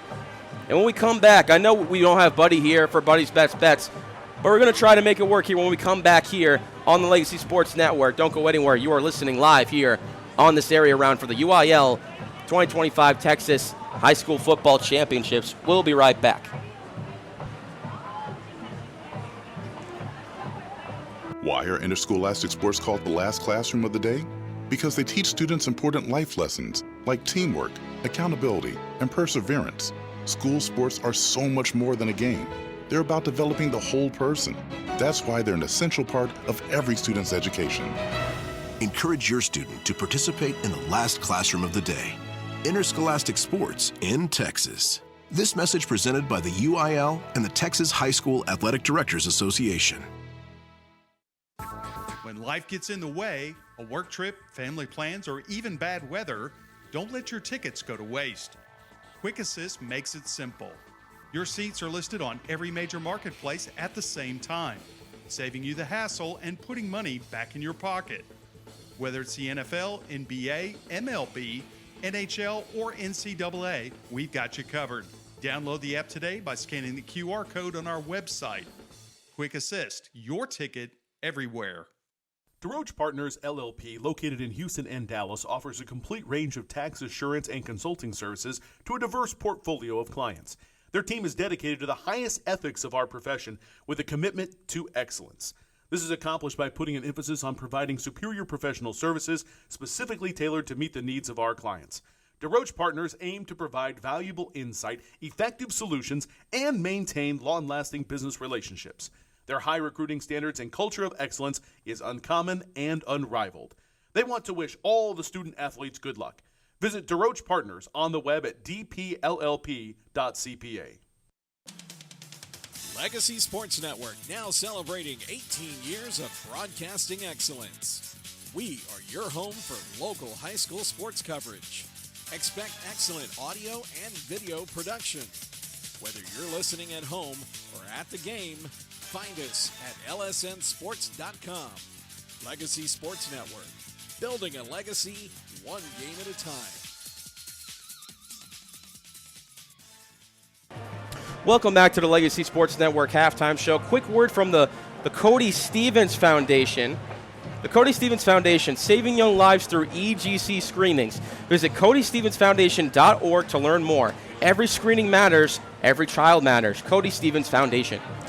All right, our halftime score here tonight from Challenger Columbia Stadium here on the Legacy Sports Network. The Dickinson Gators 14, Pearland Oilers 0. Let's look at some scores around the Houston area. And I went to this Dave Campbell's Texas football app, and I just went 50 miles around us. So if it's within 50 miles of Webster, Texas, we're going to get the scores. So our first score tonight, the Franklin Lions. That was last night, actually. They defeated the Orangefield Bobcats 56-34. The halftime score, the Sealy Tigers 48-0 over the Columbia Roughnecks. Our score here tonight, again, 14-0 Pearland trails the Dickinson Gators. And a 10-10 tie between the Cinco Ranch Cougars and the Cypress Fall Eagles. That game is at the 2-minute timeout in the second quarter. The Willis and Tomball game, that's delayed. Is there some thunderstorms? Because I'm seeing a lot of games. I heard there was a lightning delay. All right, so Summer Creek and Manville showing being in a delay. Our North Shore Mustangs with with Rick Blunt and Carl Thies, that game is showing that it's in a delay. Port Arthur and College Station A&M College Station A&M Consolidated, they're tied up 7-7. Hardin Hornets, they lead 14-9 over the Hitchcock Bulldogs. The game that we have our attention on, the Strake Jesuit Crusaders and the Houston Lamar Texans, delayed. Delayed, oh. 0-0. I hope this rain doesn't. Delayed, yeah. I hope this rain doesn't. I'm supposed to play golf in the morning, so I hope this rain. I was getting nervous. I saw a 15-20% chance when I just keep it north. When's your tee time, Don? The tee time is at 8:30. Yeah, that's good. So you always get it early as possible. Well, I have I have to be at Barbers Hill at 3:30 for a Little League Super Bowl game that I don't even have a kid playing in, but my daughter's cheering. Okay. And we thought the season was over, but they have to have some representation for the Super Bowl. So I'll be traveling to Mont Bellevue. Okay. For that game. Go League City Cowboys if you're listening. Bridge City Cardinals 21-14 over Navasota. That game late in the second quarter. The Katy Tigers, they're rolling over Houston Memorial 27-0. That game is at halftime. And with 11:06 remaining in the second quarter, the College Station Cougars lead 28-7 over Beaumont United. The Woodlands, not Woodlands, the Woodlands. The Woodlands. College Park Cavaliers, they lead 17-0 over the Cypress Lake Spartans. Again, Pflugerville, Lufkin, delayed. And then some games tomorrow. Katy Jordan and Houston Stratford, they play tomorrow at 1 p.m. Barbers Hill and the Austin Anderson Trojans, they will play tomorrow at 5 p.m. That game is at FCU Stadium. And then Kleins Collins against the Woodlands Highlanders. That game at 6 p.m. tomorrow at Thorne Stadium. So nobody Brooks's best bets. This is kind of a down week, I guess, for college football. A lot of your SEC teams playing, the Samfords, the East, the directional schools, kind of gearing up for that rivalry weekend that we'll have next weekend. But we can talk a little bit of NFL football. And if you're a Houston Texan fan, you saw the Houston Texans defeat the Buffalo Bills last night. Yeah, great game. Yeah, phenomenal game, 23-19. Some other big games to note. Let's look at, we don't have to look any further than the best team in football. And I hate saying that, but record-wise and just performance-wise, the Indianapolis Colts travel to the Kansas City Chiefs. Arrowhead Stadium, a noon kickoff. Indianapolis Colts coming off a bye week. Kansas City, they are actually coming off an L last week as they were defeated by the Denver Broncos. Actually, they're losers of back-to-back games. The week before that, they lost to the Buffalo Bills. Chiefs, though, somehow are favored. We won't do lines, but what's your thoughts on that game, Indy and Kansas City? I mean, I think Indiana is definitely the better team in terms of matchups in that game. And the Chiefs, right now, they're not in a playoff position. It seems like they're fading at the worst time, Don. And if you're right, if the season ended today, it ended today with that one win last night, we actually jump in front of the Kansas City Chiefs for that 8th spot in the playoffs. When I say we, I'm talking about the Houston Texans. Yeah. And we'll see what happens this Sunday. But you're right. Kansas City Chiefs for the first time in a long time. It's the first time since Pat Mahomes on the outside looking in, as we approach the November season. Yeah, very uncharacteristic this season. You kind of really don't know what's going on with this Kansas City Chiefs team. I mean, we know that, they're definitely more than capable of bouncing right back, but at the same time, I mean, you look at the Colts and what they have been able to do this season with Jonathan Taylor, who I think is the clear MVP favorite in my eyes right now, even though he's a running back. Yeah. I know they always like to give it to a quarterback right now, but Jonathan Taylor, I think, is doing things for a running back, I think, akin to what Saquon Barkley did last season. I think that's what he's doing right now this season with the Colts right now. And I think that this Colts offense, and I know Daniel Jones, he's cleared to play for that game on Sunday, so that's a good sign for them. But yeah, this Chiefs secondary, I think, is a big issue. And also the running game is kind of non-existent. I mean, Kareem Hunt is doing okay. And I know Pacheco is always getting hurt. And Mahomes needs to be making more timely throws. I know they got Rashee Rice back off of suspension, but they need to do a better job of just scoring more points and staying in those games, because so far they just really haven't. So it sounds like you're leaning Colts. Yeah, I'm leaning Colts, definitely. All right, I'm actually season is on the line for the Kansas City Chiefs. They lose. They are 5-6. Yeah. Arrowhead Stadium, it's a real home field advantage. I've had I wouldn't say privilege, because we took some hell while we were there. But that place, it's legit. It's a real home field advantage. With their season on the line, with Pat Mahomes, I think they figure out a way to edge out the Colts. It's going to be close, though. Okay.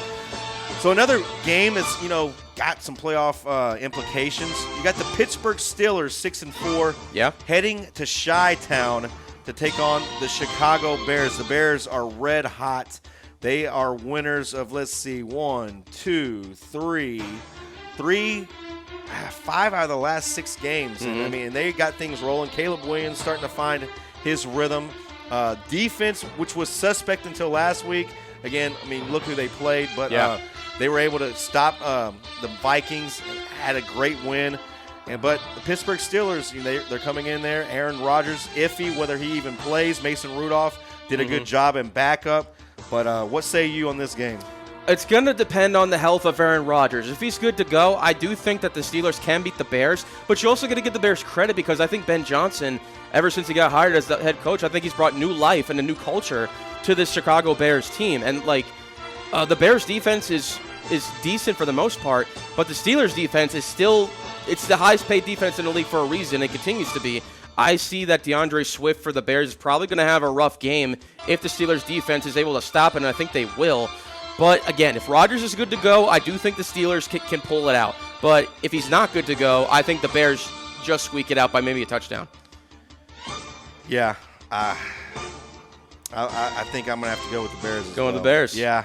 Just because I don't know how healthy Aaron Rodgers is. That defense has not been the defense that you're used to seeing with Pittsburgh. For whatever reason, they're getting a lot of points scored on them. They're getting gashed. I mean, I lost money on them, several weeks ago against the Cincinnati Bengals when Joey Burrow was out. So, I mean, they couldn't even stop a second-string quarterback for the – yeah, so I'm going to go with the Bears too. And so probably the game of the week, it's your Sunday 3:25, your matinee game. For some people, this is nap time. Other people, this is where they really gear up. It's the Philadelphia Eagles, 8-2, traveling to Jerry's World to take on the Dallas Cowboys. The Dallas Cowboys now are, according to Cowboy fans, are going back to the Super Bowl. They beat the Las Vegas Raiders. They're on a roll now. Things are great.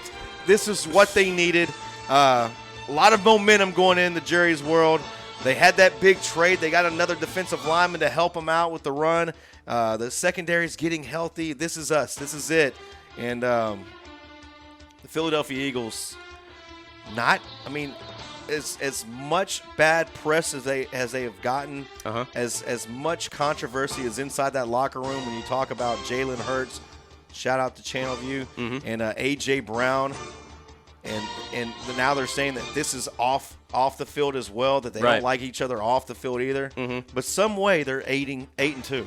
Yeah, I mean, again, I agree with you. I mean, this Philadelphia Eagles team does have some flaws. They don't look as strong as they did last season. But this is one of those teams that just finds ways to win games, and I think a big part of that is their defense. And also, for the Cowboys fans, if they're celebrating after beating the Raiders and they got another thing coming. Well, they're going to the Super Bowl. Oh, yeah, of course. But in my opinion, I don't think that's going to be even a game. I think Eagles roll pretty easily because the Cowboys defense has not been good this season. I'm sorry, it just really hasn't. Their offense has been good with Lamb and Pickens, a good acquisition, especially with Lamb getting hurt midseason, then coming back. He's been doing good. Javonte Adams looks good running the ball. Dak Prescott looks fine throwing the ball. But their defense is just not doing it for me. I'm sorry. I think Eagles win this by a couple of scores. Eagles win this by about 5 scores. 5 scores. Okay, I was being a little generous then. I know. That Dallas defense, it's going to look like it has been all season. Very suspect, not being able to hold anybody.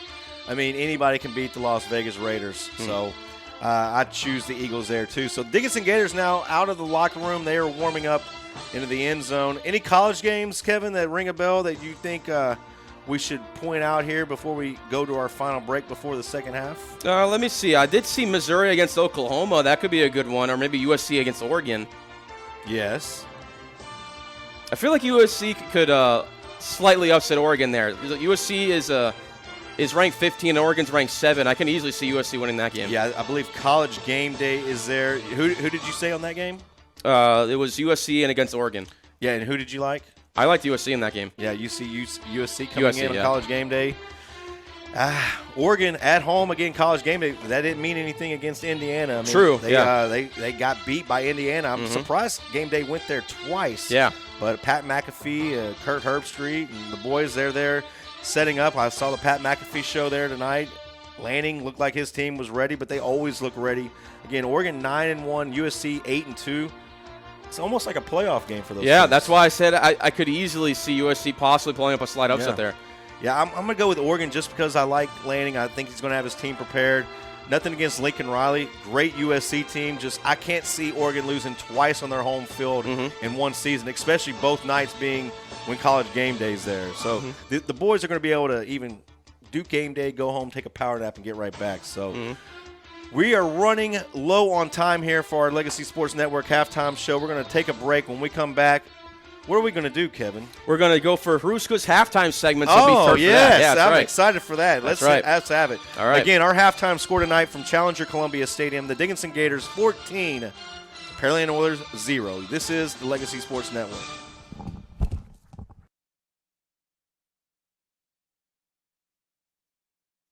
Life happens. Maybe a work trip, a family event, or you just want to watch the game at home. Don't let Go the to tickets website go to you waste. With Quick With Assist, Wix. your seat gets listed for sale on every For your major words. marketplace simultaneously. No more juggling apps or stressing over resale. We make it fast and hassle-free, so you save time and put money back in your pocket. From pro to college, Quick Assist has you covered. Download the Quick Assist app by scanning the QR code on our Legacy Sports Network website. Quick Assist, your ticket everywhere. We've got the power to make things right. Mr. Electric will show you the light. Looking for electrical help you can count on? Switch to Mr. Electric. We have some of the best trained electricians in the business, and they're ready to help you with any project, big or small. Best of all, with Mr. Electric, our work is 100% guaranteed. That's why so many people trust Mr. Electric. We've got the power to make things better. Mr. Electric. Metter Staffing Services has one of the largest temporary help divisions in the Houston area. Each week, the company pays over 2,000 temporaries, working on many and varied assignments. Metter Staffing can help your company when you have needs for your employees. Call us at 713-941-0616 to speak with one of our experienced staffing consultants who can assist you with your staffing challenges. That number is 713-941-0616. They now offer video resumes as a job-seeking tool. Ask about it today. Metter Staffing. They know the people you need to know.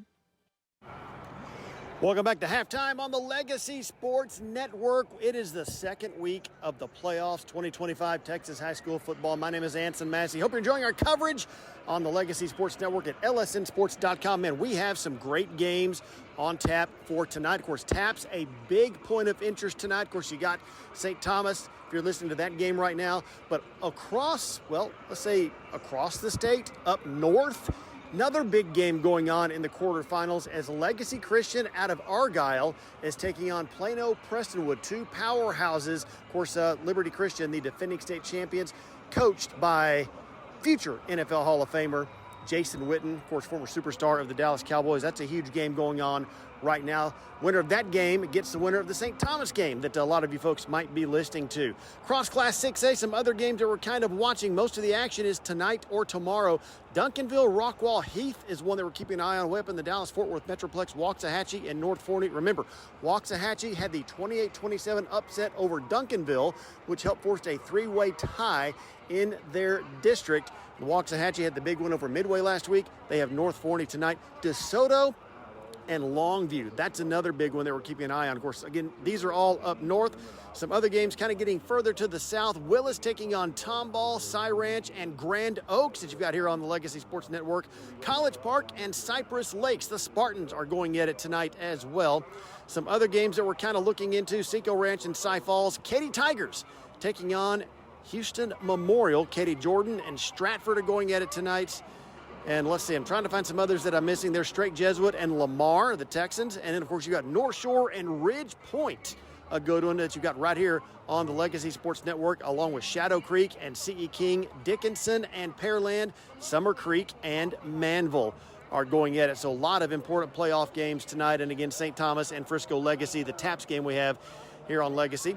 Make sure I didn't miss any on our schedule that I mentioned just a moment ago. There's C.E. King, Shadow Creek, Manville, Summer Creek, Pflugerville, and Iowa Colony. Now remember, Iowa Colony comes from the same district as Richmond Randall, the defending state champions. Could they meet again in the quarterfinals? Their regular season meeting was a lot closer than last year. We'll have to see how that one goes.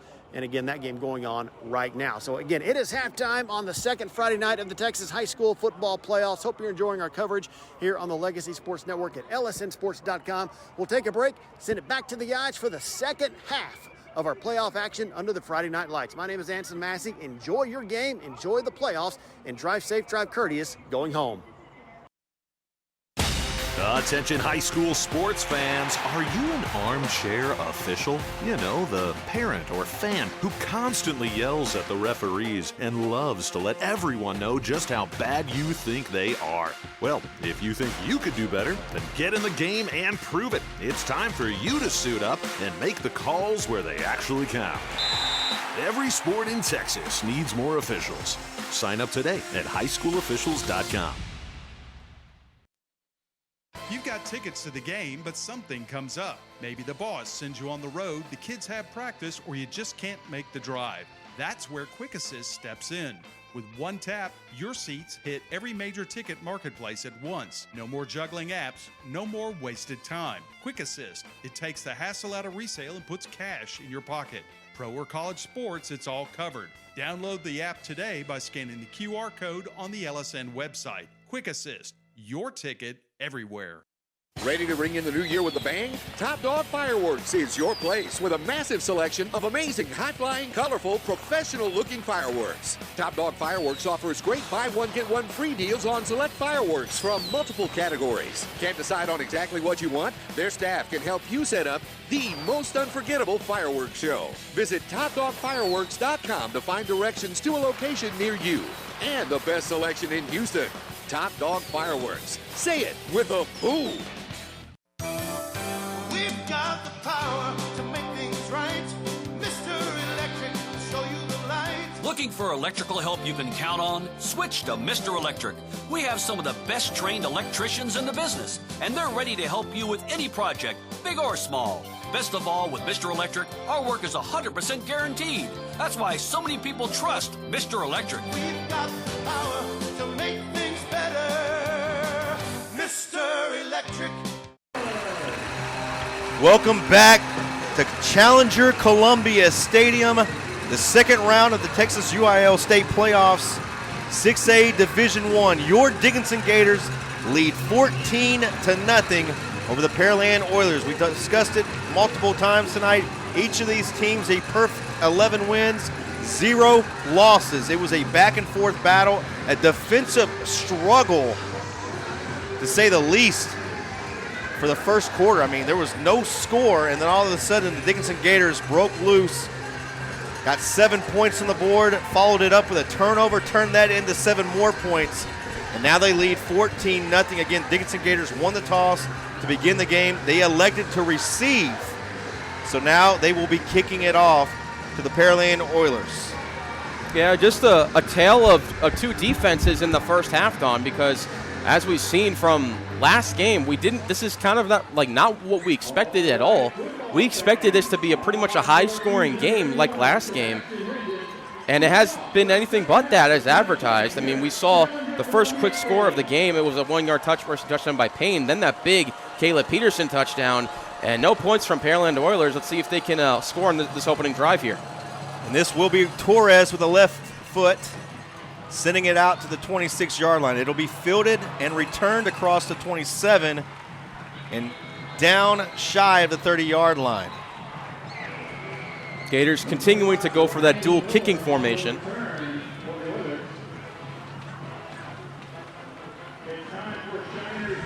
As the Oilers now start from their own 30-yard line. And it seems like the offense for Pearland, Don, it seemed like it was getting going at first on the first few drives, and then it kind of dissipated toward the end of that first half, especially on that last drive. Good adjustment here from the coaches here in the press box saying, hey, we're getting gashed on these couple plays. What do we do? And as you said, they did fix it and correct it, and it's been tough for the Pearland Oilers as they are blanked right now, trailing 14-0. Now the offense on the field, first down and 10 from the 30. I formation. Champion gets it, and he's going to be stopped right at the line of scrimmage, a gain of 1 maybe, but that's going to be it. That's without a doubt Champion's worst run of the night. Barely got anything at all out of it, and it looks like we have an injured Gator down. Yeah, that is a Gator down on the turf. And that's going to be number 19, Aiden Edison, who had an interception earlier. And as they tend to him, we're going to take a quick break. 11:37 remaining third quarter. Gators lead 14-0. We'll be right back after this. Metter Staffing Services has one of the largest temporary help divisions in the Houston area. Each week, the company pays over 2,000 temporaries, working on many and varied assignments. Metter Staffing can help your company when you have needs for your employees. Call us at 713-941-0616 to speak with one of our experienced staffing consultants who can assist you with your staffing challenges. That number is 713-941-0616. They now offer video resumes as a job-seeking tool. Ask about it today. Metter Staffing. They know the people you need to know. Aiden Edison slowly, but on his own power, able to walk it off to the sidelines. 2nd down and 9. Champion again. Champion breaks it out to the right side to the 40, has a first down, and across the 45 he goes. It's going to be a 14-yard pickup and a first down run for Champion. Definitely Champion's best runner of the night. Hey, quick word from Texan Dodge. As your hometown community dealership, Texan Dodge is the place for all your vehicle needs. Whether you need service, parts, or you're in the market for a new pre-owned vehicle, we have you covered. Ask us about our low APR finance rates and how to get the lowest price on a new truck or car today. We also want to buy your vehicle, even if you don't buy from us. Texan Chrysler, Jeep, Dodge, Ram, we hear you. First down and 10 from the 46-yard line. The Oilers have it, moving right to left on your computer screen or smartphone. Play action fake. Rolling to his left. Now throws it up for grabs and out of bounds to the sideline. Westmoreland really nowhere to go, just threw it away. Great pressure that time. But I think that was Chase Lewis that time who had to provide the pressure. And that was probably Westmoreland's worst throw of the night. Just kind of chucked the ball away. Yeah, nowhere to go. That secondary did a great job there, too, by really giving them no lanes or no open receivers. 10:50 remaining, third quarter. Gators lead 14-0. It's a 2nd down and 10 for the Oilers at the 46. Westmoreland now goes under center. Pitch play, Champion, left side, wrapped up and tackled for a 1-yard gain. And look who's back in there already. Aiden Edison showing the Gator chomp as he makes a big 2nd down stop, forcing a 3rd down. Great toughness from Aiden Edison saying, Coach, put me back in. I'm ready to go. 3rd down and 7. The Oilers need the 44-yard line of the Gators for a first down. Gators showing pressure. In the gun. Back to pass. Has time. Throws a rifle pass and completed. That's Rodriguez down to the 37-yard line. Hernandez. Yeah, Hernandez is going to continue to be a constant threat in the passing game for Westmoreland. He's hit him more than a few times on several targets, especially in that first half, and he hits him another again for a big chunk and a nice first down. First down and 10 now at the 40-yard line for the Oilers. Oilers in all black tonight, black jerseys with the white numbers, black pants with the 2 pinstripes down the side. Maroon helmets, though. Those are black helmets with a maroon P. Mm-hmm. And right up the gut goes Champion, and Champion across the 35 down to the 33-yard line. Finally brought down by Royce Bimage, the sophomore defensive back. And, Don, we talked about how much Pearland Oilers fans there are here, but they have been completely quiet for, like, the better half of, like, the last 8 minutes. And give the Gators credit. They really haven't given them anything to cheer about. As opposed to that last catch there by Hernandez. 2nd down and 4 now for the Oilers.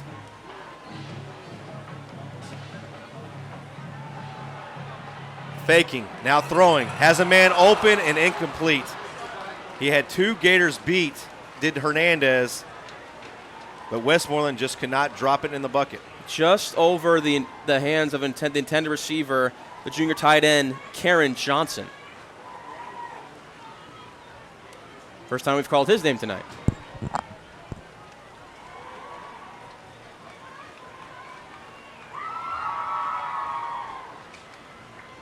Third down and 4.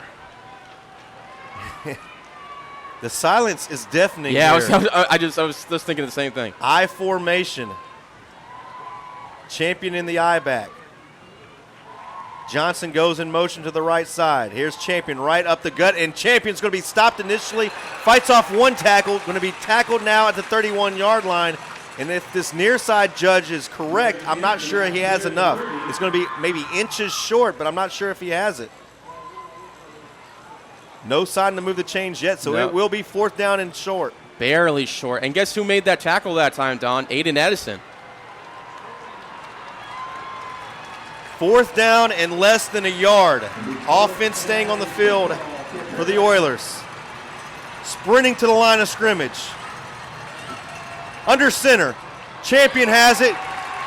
Wow, there looked like some juggling of the football before he was even able to hand it off, but Champion does get it in the bread basket and plows forward for a 1st down. Yeah, just got it. He needed a half yard. He maybe got 3/4 of a yard.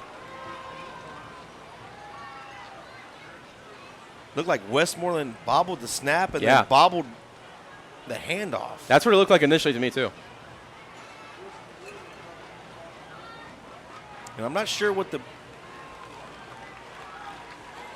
referees have the football. They're marching forward 5 yards. They call offsides against the Gators. Wow. Yeah, so it didn't matter anyway. It's going to be an offsides against the defense. It'll be a 5-yard penalty, and the chains will move that way. So this is by far the best drive of the game for the Pearland Oilers. They have had it at the 17-yard line, but that was off a Gator turnover. They had a field goal blocked on that possession. Westmoreland again under center. Hands it to Champion. Champion makes one man miss across the 20, down to the 19-yard line, a 7-yard pickup. It'll be 2nd down and 3. One thing you don't want to do if you're the Dickinson Gators is to give this Pearland Oilers team any sort of momentum or life, and now you're starting to see a little bit more of the game that Jamarian Champion brings with his running ability, and this is by far the best drive of the night so far for the Oilers. Pearland Oilers methodically moving it down the field.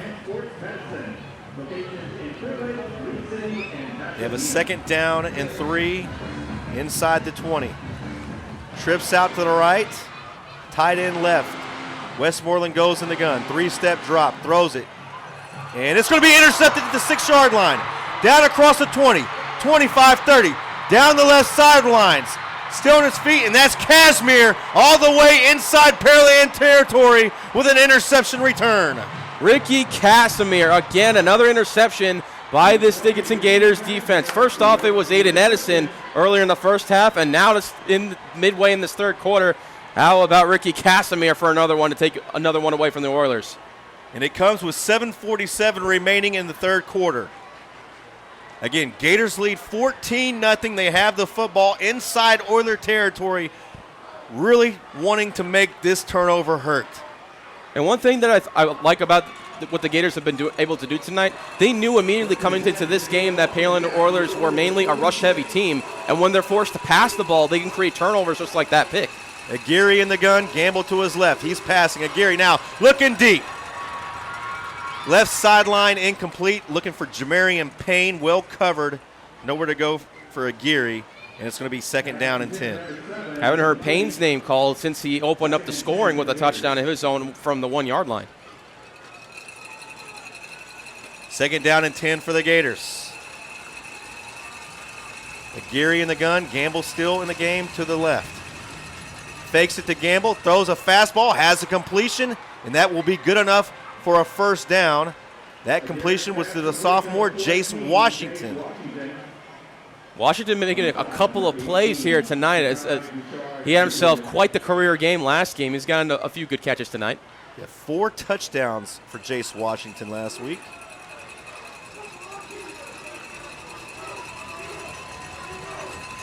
Claps for it, gets it. Gamble on the option play, 30, 25, ball's on the turf, he fumbled. He got back on top of it. He got back on top of it. 7:08 remaining, and we have whistles blowing this play or stopping this clock, and we have an injured Pearland Oiler timeout in the field. We'll take it with him. 7:07 remaining 3rd quarter. Gators lead 14-0. This is Dickinson Gator football on the Legacy Sports Network. There are only 2 names to know when buying or selling commercial or residential real estate property. Kim Walt and Danette Watuski in Houston with RE/MAX Results are those 2 names. As part of RE/MAX Results, Kim Walt and Danette Watuski make your transaction smooth. RE/MAX Results. #WantToMove. congratulates all local high school athletes. Their phone number is 713-777-SOLD. Ready to ring in the new year with a bang? Top Dog Fireworks is your place with a massive selection of amazing, high-flying, colorful, professional-looking fireworks. Top Dog Fireworks offers great buy one, get one free deals on select fireworks from multiple categories. Can't decide on exactly what you want? Their staff can help you set up the most unforgettable fireworks show. Visit TopDogFireworks.com to find directions to a location near you. And the best selection in Houston, Top Dog Fireworks. Say it with a boom. Second down and 2. It's a Wildcat formation. Jamarian Payne throwing. Had a man open. It was Glover, but incomplete. You know, they were crashing in on the run, seeing Payne there on the Wildcat formation. Not a bad pass, maybe just a yard and a half, 2 yards too deep. I like that play call, especially at this point in the game. It was on second down. Yeah, on second down, too. Yeah, I agree.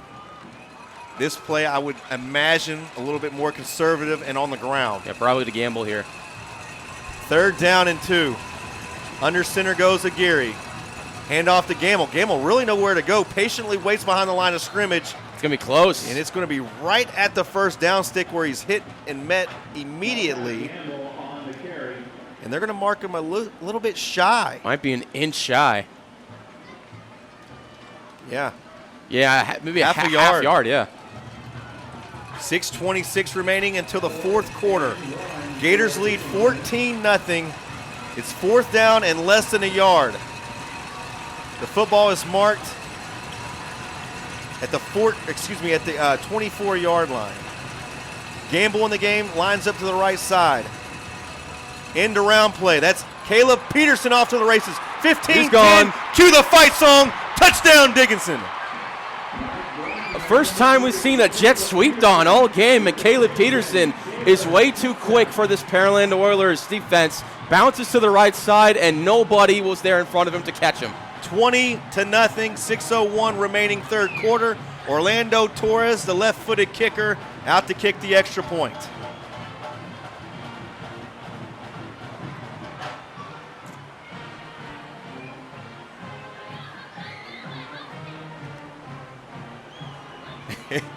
And for you to be able to hear the fight song from the other end of the stadium so clearly. Yeah.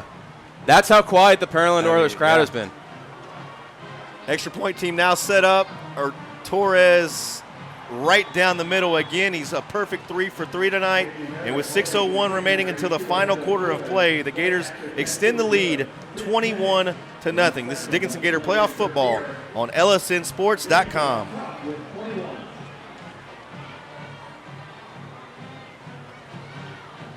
Life happens. Maybe a work trip, a family event, or you just want to watch the game at home. Don't let the tickets go to waste. With Quick Assist, your seat gets listed for sale on every major marketplace simultaneously. No more juggling apps or stressing over resale. We make it fast and hassle-free, so you save time and put money back in your pocket. From pro to college, Quick Assist has you covered. Download the Quick Assist app by scanning the QR code on our Legacy Sports Network website. Quick Assist, your ticket everywhere. From their own 35, 3 plays, a 24-yard jet sweep rushing touchdown by Caleb Peterson. Dickinson Gators 21, Pearland Oilers 0. Gator chomp in the background. Torres, pooch kick.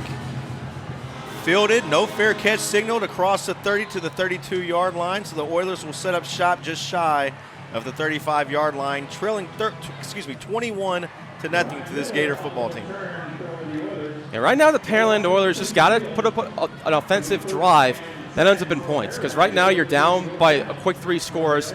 Haven't really had much chances to score up until that first attempt at a field goal, which was blocked.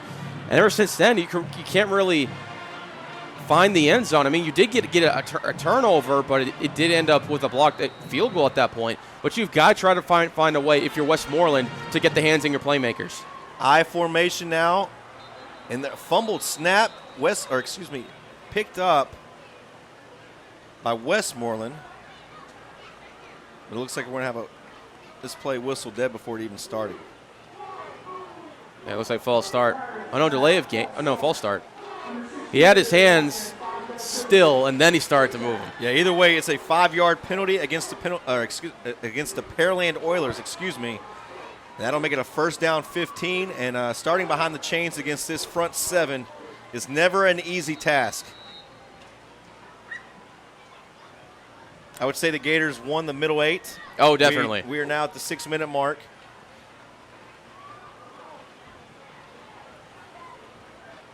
This game feels like a very slow burn, Don. That's just kind of the effect that it feels like.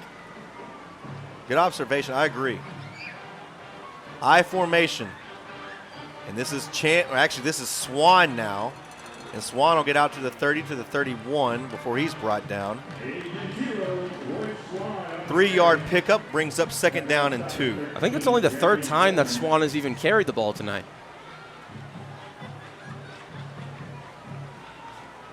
And Swan was one of the leaders of all-purpose yards for District 22 6A.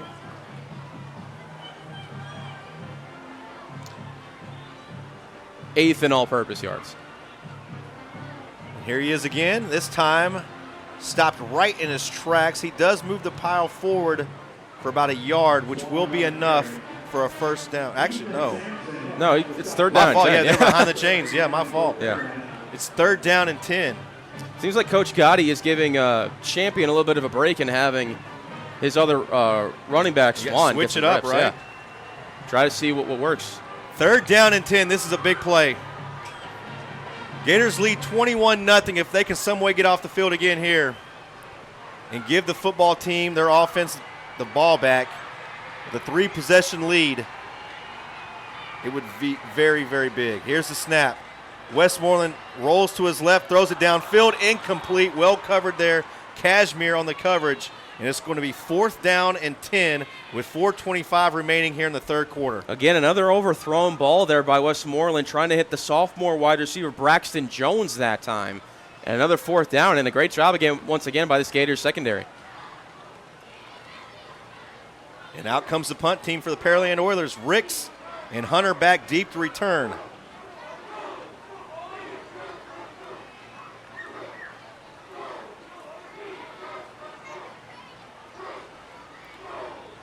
Nearly blocked that punt. Yeah, this punt does go deep to the 30-yard line. That's Ricks to return it. Ricks does a nice job, gets across the 40 to the 41, and the Gators have the football back, leading 21-0. Now for the Dickinson Gators, try to go up by 4 scores and really, really try to put this game away early on in this 3rd quarter. Because right now, this Dickinson Gator defense is completely just killing any sort of momentum that Pearland thought they have. Trips right, 1 left. 4 receivers now for the Dickinson Gators. It's Lorenzo Aguirre in the gun. Gamble to his left. Here's Gamble again. Gamble nowhere to go, puts his head down, manages to get close to the line of scrimmage. But he had 4 black jerseys in the backfield before he even got the football. If you're the Oilers, you need to get a spark defensively on this drive. Try to force a fumble. They've been able to force a couple of fumbles, but luckily for the Gators, they've been able to pounce back on top of them. Twins right, 1 left. Aguirre maybe got him to draw off sides. Yeah, that should have been a free play. Yeah, unless I guess they're going to say they made contact, which they had to stop it or what. It looked like it should have been a free play for the Gators. Yeah. And it was offsides on the Oilers.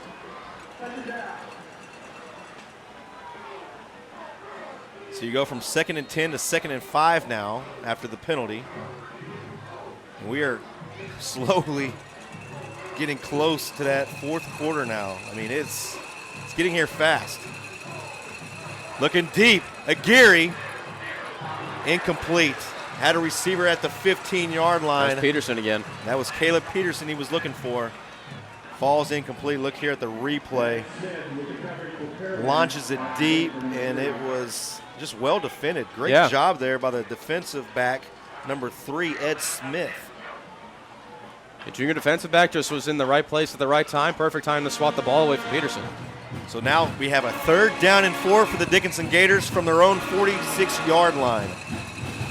Geary gets the snap, passing, throws it Oof. Nearly intercepted, threw it right into the linebacker's hands, but number 39 of the Oilers, Anthony DeLeon, could not hold on. Yeah, just not the strongest throw there by Gary, trying to hit Braden Glover in stride on a slant route over the middle, and fortunately for him that the receiver missed that interception there, so now another 4th down. And some sources who are a lot closer to the Gators than I am saying he's still feeling the effects of that illness he had last week. And that's why we're seeing a lot of in and out with him. But he is out the punt now. 4th down for the Gators. Good snap. Punt is just away. Almost blocked. You talk about a momentum shift that would have been.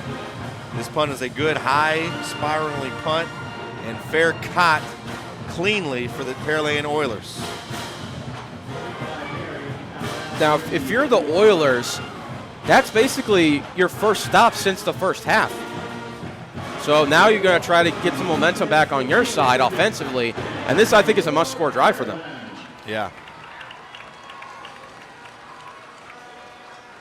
As Buddy says, it's getting late early for the Pearland Oilers. Trips left and one to the right.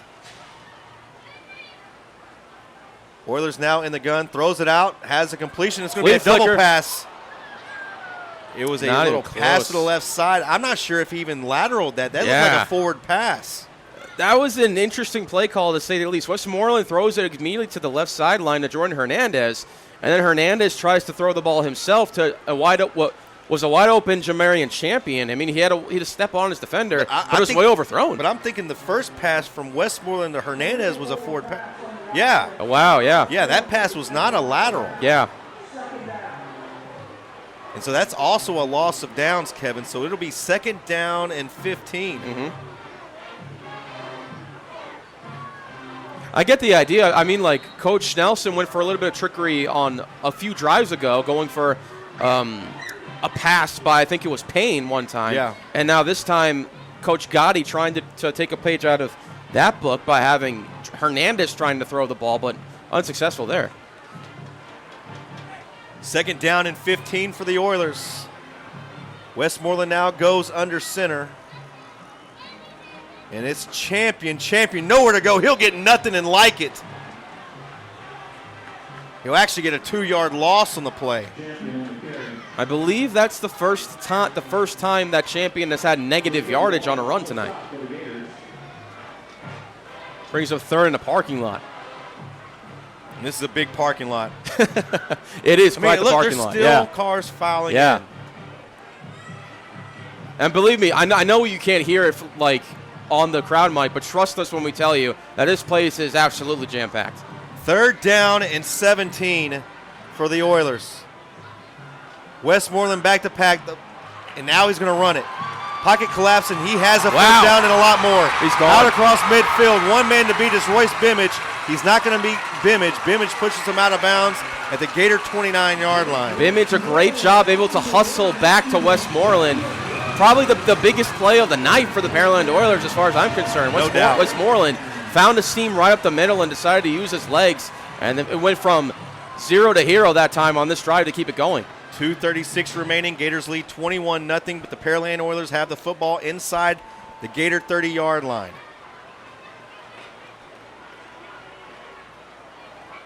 Westmoreland will go under center. I formation. Champion the I back. 2 receivers to one side, 1 to the far side. Champion gets it. Champion breaks the first tackle, gets across the 25, down to the 23-yard line. Solid chunk of yardage there again by Champion, continuing to run hard tonight as opposed to getting stopped on his last run. That's good for a gain of about 6.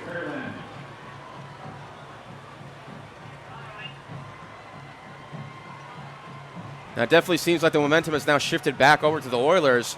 But let's see if they can actually utilize it and end up with points. 2nd down and 4. Ball marked at the 23-yard line. The trains are coming with the Gator band getting involved now. Champion right up the gut, and he'll have what looks like another 1st down for this Oiler offense. And the chains will, in fact, move. It's 1st down and 10 at the 19. clock stopped at now it continues to roll. There we go. 1:45 and counting left to go in this third quarter, and Pearland continuing to just run down the field, but see if they can end up with points this time, because so far they've just been completely blank tonight. Yeah, the Oilers have been inside the 20 several times tonight, 2 to be exact, actually maybe 3 times. They've gotten 0 points. One time they had a field goal blocked. That was early on in the first quarter. Play action fake. In trouble, now throws it to the end zone, has a man, and it is a touchdown for the Pearland Oilers. It's 21-6. Touchdown reception by Jordan Hernandez. And you can hear in the background now, finally, this Pearland Oilers crowd has something to cheer about. And it comes with 1:15 remaining in the third quarter. And that was a good job there by Jordan Hernandez, able to get a step on his initial defender and be wide open down the middle, and Westmoreland makes a timely throw. Holden McNeish to kick the extra point. His right leg goes into it. This one is good. 21-7, 1:16 remaining third quarter. And now maybe if you're Pearland, that gives you a little bit spark on the defensive side, kind of like how it did for Dickinson whenever they got that interception, and then they ran down the field and was able to score off of it. So now if you're Pearland, as far as you're concerned, you're right back into this game. So Dickinson has got to try to still be poised here. Yeah, big offensive possession for the Dickinson Gators coming up. You do not want to get this crowd going, because you've done a great job, even though it's a neutral site. I mean, there's a sellout crowd on the other end too, but this Pearland Oiler, I mean, they were loud. They were tailgating hours before the game. I'm talking about tailgating, like legit tailgating, like you would see at NRG Stadium. Yeah. They had one of these fraternities or one of these groups that they had travel last night to pick up some gator meat in Louisiana to bring back to fry right out here at Challenger Columbia Stadium parking lot. So these fans are in it. They were ready, and until about 2 minutes ago, they were quiet. Now they're all on their feet. A sea of black, as it looks like it's a blackout tonight for the Pearland Oilers. Even the cheerleaders are wearing black.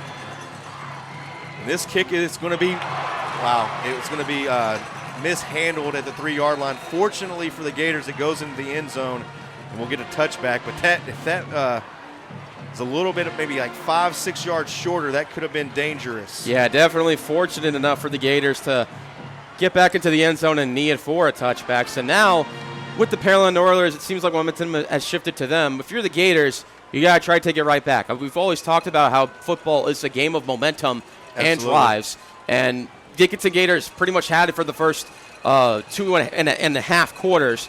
And now at the tail end of this third quarter here, Gators have got to try to put up a nice drive here to try to put themselves back up by 3 scores. First down and 10 for the Dickinson Gators at the 25-yard line. Malachi Gamble gets the handoff. He's going to be tackled right at the line of scrimmage. Nothing going. Second down and 10. Nothing going for Gamble there on that left side. Oilers have done a relatively good job, especially in this third quarter, of keeping that left side intact and unavoidable. Gators taking as much clock as they can. More than likely making this the last play until the fourth quarter. Maybe a couple more plays. Game clock now under 40 seconds, so they technically only have to snap it one more time if they choose. Yeah. This is going to be an end-around play. Actually, it's going to be a fake. Wow, fake me out too, Don. Yeah, it got me. Great fake. Yeah. Is that a Ramirez or a Geary? That is a Geary. That's a Geary. With a quarterback keeper, and it's going to be a third down and 1. 20 seconds on the game clock. I mean, what a keep there, Don. I thought initially he was handing it off to Peterson on a jet sweep, and then immediately a tackle, and you hear the Pearland Oilers crowd respond to that. And then a Geary just all of a sudden tucks and runs up the middle for 9 yards, and that's the final play of the third quarter.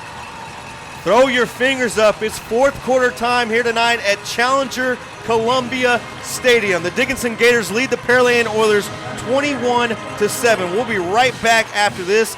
You are listening to the Legacy Sports Network. Legacy Sports Network, now celebrating 18 years of broadcasting excellence. We are your home for local high school sports coverage. Expect excellent audio and video production. Whether you're listening at home or at the game, Find us at lsnsports.com. Legacy Sports Network. Building a legacy, one game at a time.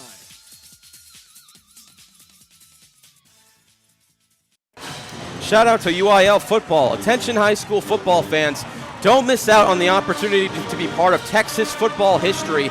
Mark your calendars for the UIL State Football Championships, December 17th through 20th at AT&T Stadium in Arlington, Texas, where the best teams from 6-man to 6A leave it all on the field in the hopes of being named champion. For the latest updates and ticket information, head on over to uiltexas.org/football. Again, that's uiltexas.org/football. Dickinson Gators with the ball from their own 33-yard line. Third down and a couple. Here's Aguirre pitching off to the left side. It's Gamble, and he's going to get stuffed. Brings up fourth down. Yards are starting to get as tough as they were to gain early on in the first quarter. So a decision now for Coach John Snelson. And they're going to punt it. It's fourth down and 1. Any other time we've probably seen Coach Nelson go for it, putting the game into his defense's hands. The 4th and 1. Let's see if they actually snap it, and let's see if they actually go ahead with this punt. This is fake punt territory. We'll see how conservative they are. Good snap, and they will punt it. Punt is away. Good punt. And this is a great punt, sending it all the way back to the 26-yard line. Yeah, I like that decision there to punt it straight up there by Coach Nelson. You don't want the Oilers to get momentum back in this game, especially with good field position. I don't care if it's a yard. You're still on your side of the ball. I think a punt there to pin them back and trusting in your defense, something that the defense has been done really well all season, especially in that last game, Don, against Atascocita. Late in the game, in the fourth quarter, Dickinson Gators were able to force 2 turnovers on downs in that fourth quarter against Atascocita, and right now, they really need a big stop right now, only up 2 scores.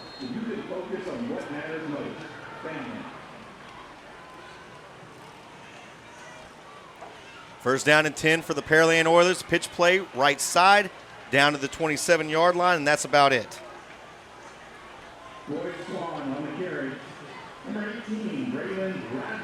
Second down and 8.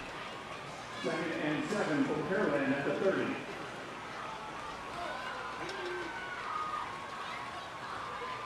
.10:44 remaining. Gators lead 21-7 if you're just joining us.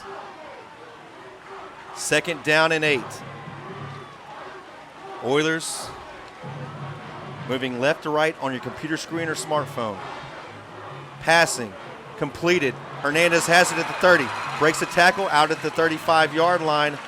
About 3, maybe 4 yards shy of a first down. Almost intercepted that time. It looked like the Dickinson Gator defender, I think it was Jeremiah Gamble that time, almost had a step on the throw. It wasn't a quick throw by any means by Westmoreland, but it was just enough sauce on that throw to be able to get it to Hernandez for a nice gain of 8. It'll be third down and 2, or a short 3. Ball resting on the 35-yard line. The Pearland Oilers need the 37 for a first down. I formation. Westmoreland under center. Gets the snap. Pitches it out to Swan. Swan met it in the backfield and hit short of the first down. It's like Quintro Bloom that time. A great tackle there on Swan. Completely expected the pitch back to Swan, and he got nowhere. And now you're running out of time here if you're sending out the punt team. I mean, the clock is not your friend. You're looking at 9:20 remaining, and the clock is continuing to roll here in the fourth quarter. And Coach Gotti sends out the punt team. You like the call, Kevin?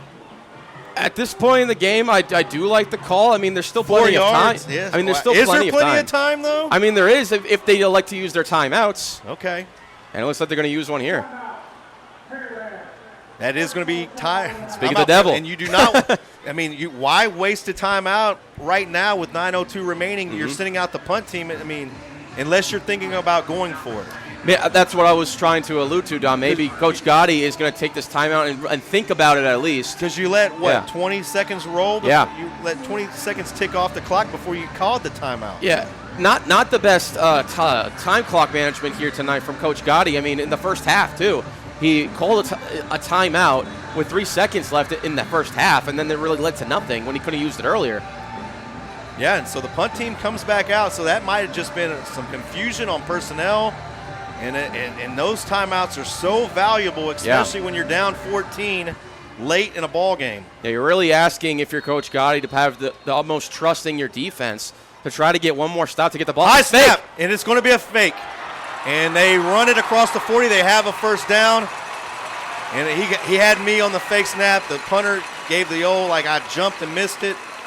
And you're almost looking for it if you're the Gators, but it was just so well executed, you really couldn't do much about it. Well, there's your answer, Don, why he called the timeout to execute that play. And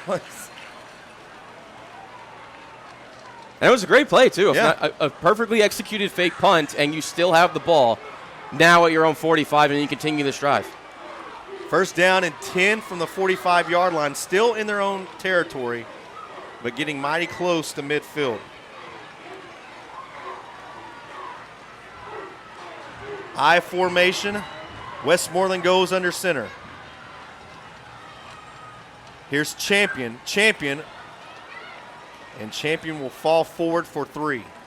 Champion taking his time there that time. We were used to seeing him be explosive right out of the gates, but he kind of stopped, waited for the hole to create and gap to create itself, and then rushed forward for a measly 3 yards. But still great patience by him anyway. Shout out to Buddy Brooks, who's listening to us tonight. Missing you here in the booth, but daddy duty's called. Big soccer tournament this weekend in San Antonio. Best of luck to the Brookses. I hear his daughter's. She's legit, man. I hear she's a real deal. Here's a play-action fake, and it's going to be another completion well inside Gator territory all the way out to the 21-yard line, and a big collision right there as they're going to be right there at the red zone. First down and 10 at the 20. That was a great catch there by the junior tight end, Karen Johnson. Then he laid down a nice shoulder hit afterwards. And they're going to mark it. Actually, the collision happened at the 20-yard line. They're going to mark him out of bounds at the 29. Yeah, he tackled Casimir there after the catch. And that's a big play after converting that fake punt. And now you're deep inside Gator territory and one score away from making it a one-possession game. Yeah, so for the first time tonight, and the Pearland Oilers are going to have to spend their second timeout. They only have one remaining with 7:28 remaining in the game. And the clocks continue to tick. We're right next door. Don't tell them. Let's see if they caught it. I don't think he's putting the time back on. 7:22. He called the timeout with 7:28. Yeah, I think he's. Yeah, I think that they're putting it back on now. Yeah. Fell asleep at the wheel over here. Wow, there wasn't that much time left. Wow, 7:36 they put on. 7:36. I don't even think the ball was snapped before 7:36. I don't know about How that about 7:28? I know you hear me. They can hear me. Are these soundproof? I don't think so. Hey. I don't know. 21-7, 7:36 remaining in the game. Gators lead it, but the Pearland Oilers, for the first time tonight, have a lot of momentum on their side. They're really dominating this second half from about midway to the third quarter till now. There was some movement. And that's what we've seen from both teams when they've struggled. Those penalties, those false starts, getting you off schedule, and this is going to move them behind the chains. Wow, they caught it against the Gators. I saw some movement on the Oilers side, too. It looked like the running back flinched. And that has Coach Nelson just shy of the numbers, asking for an explanation of that one. Yeah, I don't blame him because I initially saw the Oilers fullback flinch a little bit, and then I saw a Gator move. 7:35 left to go in the fourth quarter. Gators, they were leading 21-0, had all the momentum in the world. The Pearland Oilers made it 21-7. Now they have the football with a second down and 5 deep inside Gator territory. Here's a deep pass to the end zone. That's Hernandez. Jump ball. Wow, incomplete. He had it, and then it was knocked away at the last second. That was Royce Bimage. No, actually, that's Cashmere. Yep. On coverage. That is probably the best. That's the defensive play of the night so far for Ricky Casimir. He perfectly times this ball and bats it away last second to knock the ball out of Hernandez's hands. That would have been a touchdown. Big play here. These Oiler fans are so trained. I mean, they're like offense on the field, offense at work, so quiet. Very patient and respectful indeed. 2nd down and 4. I formation. And here's Champion. Champion very close to a first down. Now he'll have it. They'll give it to him at the 18-yard line. 7:20 and counting. Now the clock, which was moving so fast and rapidly, started to slow down a little bit. Slowing down a little bit, Kevin. Now, one thing, I don't really want to bring this up, but I will anyway. Last time these two teams played, it came down to the final possession. 6:59 and counting. Westmoreland back to pass, throws it, has a completion. It's Hernandez inside the 10, tackled at the 6, first down and goal for the Oilers. We saw Hernandez get more than a few targets in that first half, but in this second half, especially in this fourth quarter, he's starting to become a real problem for this Gators secondary.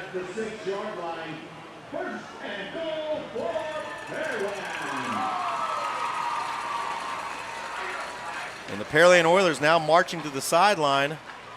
They didn't call a timeout, so I'm curious why they stopped play. The clock is paused at 6:49. Because Dickinson didn't call a timeout. Yeah, I'm not sure what the stoppage is for. Yeah, on the scoreboard here, it shows that Dickinson has all 3 of their timeouts still, and Pearland only has the 1.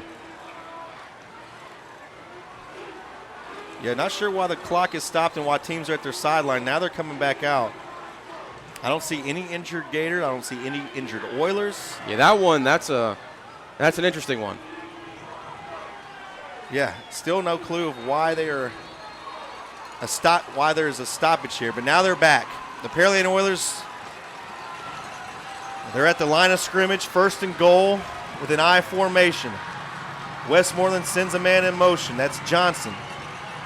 Pitch play, left side, Champion wrapped up by the ankles and brought down at the 8-yard line. What a great job there by number 8, Quintrell Bloom, the senior linebacker. Big tackle there by Bloom, because if Champion gets a step on Bloom there, that's a touchdown. 6:25 and counting in the game. Gators lead by 14. 2nd down and goal from the 8. Pearland Oilers now in a wishbone formation. And it's going to go to play action fake to Champion. Now throws it to the end zone. Incomplete last second. Wow. They cannot call it. That was not caught. They're going to discuss it. He initially had it, but when he hit the ground, wow! And they're going to call a touchdown. That is a terrible call. Unbelievable. That is a terrible call. We're watching it here on the Jumbotron. Never had it. So never had possession. So terrible call. So it landed in Karen Johnson's hands, and then it was knocked out as he was going to the ground. That should not have been called for a touchdown. 21-13 with McNeish to kick the extra point. Casimir knocked it out as soon as he went to the ground. Kick is up, and it is good. Breaking or staying? We're staying. We're going to stay with it. 6:09 remaining, almost halfway through this fourth quarter. Things are starting to get tense. Anxiety starting to creep in for Gator fans. And excitement now for the Oiler fans, who've been quiet pretty much the entire game from about the second quarter on until now, except for when the band was out. Big band people here. They're as proud as their band as the Gators are. They're also state finalists multiple years. A lot of talent through the hallways of Pearland High School. And so the Gators now, who led 21-0, have now seen that lead trickle down to just 7 points, 21-14 here in the final quarter of play. Now, this is probably the biggest test of the night that the Gators are going to be facing, Don, because we know what happened last time when they versed this Pearland Oilers team. It's going to be a real test to see if they can outlast their opponent and play a full 60 minutes, something that they were able to do last game against the Atascocita Eagles. The big question is, can they do it tonight against this Pearland Oilers team? It's a squib kick, and it's recovered by the Gators. I'm not sure what the plan was there, but the Gators recover from their own 47. And that's the break we need, because the Gators right now have not been able to move the football like they did in the first half. And so giving us good field position, something that the Gators really needed to go their way, as momentum hasn't shifted back to their sideline, but that's definitely something that the Pearland Oilers did not want to see happen.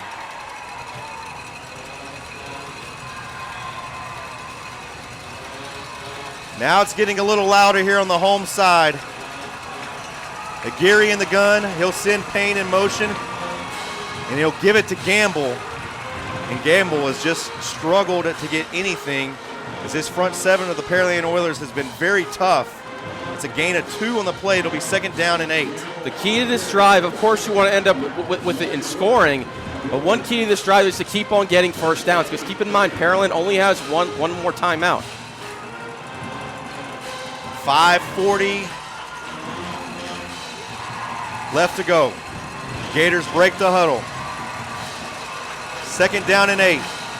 Peterson in motion. They'll fake it to him. It's going to be a quarterback keeper for Aguirre, and Aguirre has the first down. Again, it faked me out again, Don. I thought it was going to be another jet sweep for Caleb Peterson, but a great job there by Aguirre to hold the ball long enough and then run up the middle to pick up a big first down. So the clock resets to 5:20 as they set the chains up. 5:15 and counting, 24 on the play clock. The Dickinson Gators are going to chew as much of this clock as they can.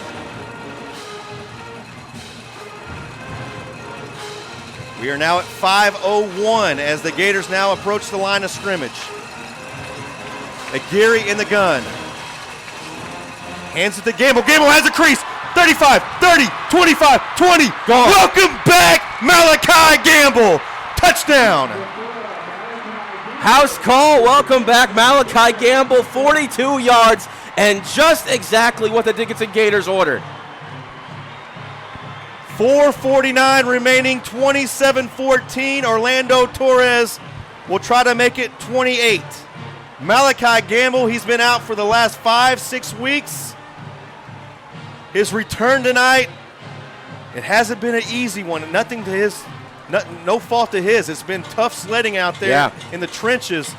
But this one, he's had a lot of huge runs as Orlando Torres sends this one right down the middle, 28-14. Flag. This one might have been his biggest run of his career. And it's going to be against the Gators, so this is going to be a little bit more of a difficult extra point. Your extra points in high school are 20-yarders. This is going to now be a 25-yarder. Nothing coming easy for either of these teams tonight.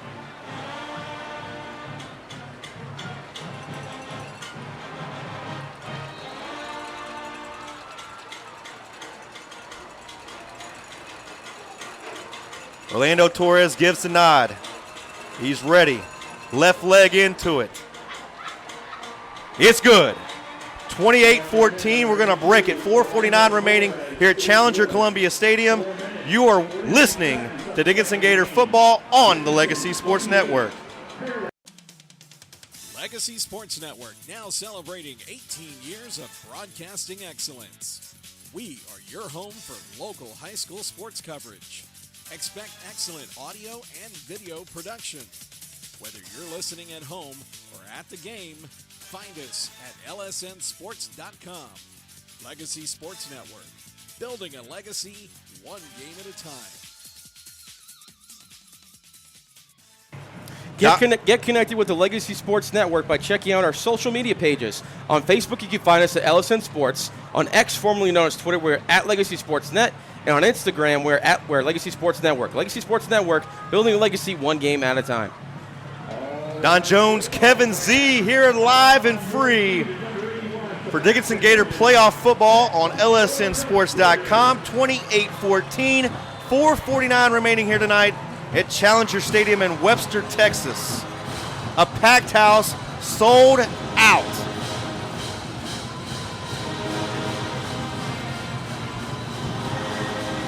I'm thinking these are some of the band parents trying to get a head start out of here. Because, I mean, there's been traffic in and out all game. This is a high end-over-end kick, fielded all the way at the goal line, now across the 15. 20, a huge hit stick. Wow. My goodness. Who was that? Was that Braylon Bailey, number 88? That is Braylon Bailey. The senior tight end. Goodness grief. What a tackle. What a hit. Was like a deer in headlights and trucked him. And, John, we talk about how this game was a game of momentum, and the Gators facing the odds a little bit against it. You need a spark. You got it. Malachi Gamble coming off of injury. He provides that spark. And how about a spark here with that tackle on the special teams unit? Now momentum is back on the Dickinson Gators side. If you're Pearland, again, this is a must-score drive. You got to try to maintain be within striking distance. So we're hearing our competitors who've blacked us out can't even get online. So if you're just joining us, it's a 28-14 game, and the scoreboard just went dark. It's 28-14, 4:40 remaining, somewhere like that, but our scoreboard just went dark. There's no lights, no numbers, nothing going. No clock, no score, and all right. Okay, there we go. You never know. Pearland is the home team. Yeah. A little bit of a malfunction. You never know if Pearland's trying to be squirrely here. And also, it was a completely dropped pass, by the way. It was a throw over the middle to Braden Lyon. He just completely dropped it before that malfunction. 2nd down and 10, 4:39 on the clock.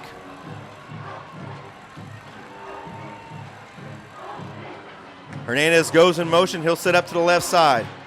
In trouble. Throws it incomplete, looking for Swan. And Swan could not come down with it, and now we're going to have a 3rd down and 10. Westmoreland, he was pressured. It looked like could not convert. You started to see the Pearland Oilers defense get some heavy pressure on the Gators offense, especially in this 4th quarter. Now you're starting to see the momentum shift to Dickinson's defensive line, and they're finally starting to get pressure on Westmoreland.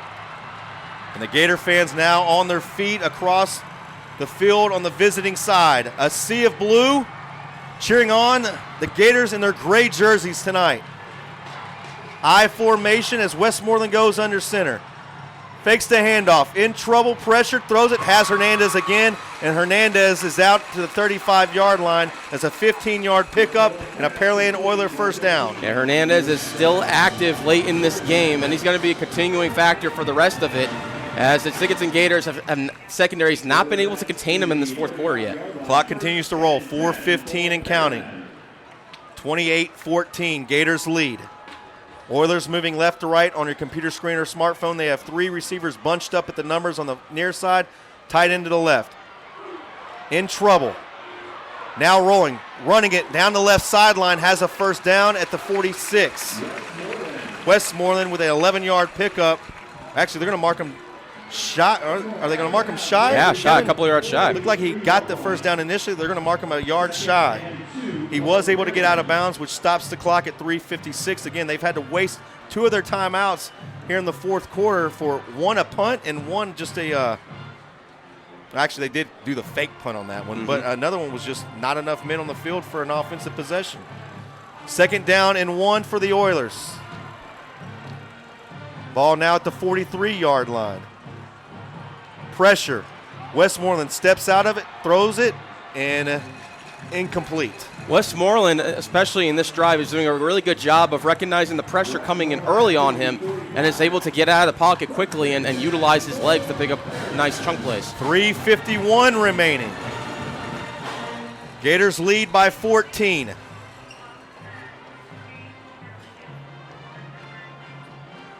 I saw one official throw his hands up as if a timeout was called. Yeah, the down marker still shows 1st down, Kevin. What'd I miss? Yeah, I saw a referee put his hands up like this, motioning for a timeout, but I don't see a timeout being taken off. I think Snelson might have called it, but I'm not sure They're why. They're cleaning up something at the 47-yard line. Yeah, I think Did somebody puke? Probably. Yeah, I think we got vomit on the field. Yeah, I think we got vomit on the field.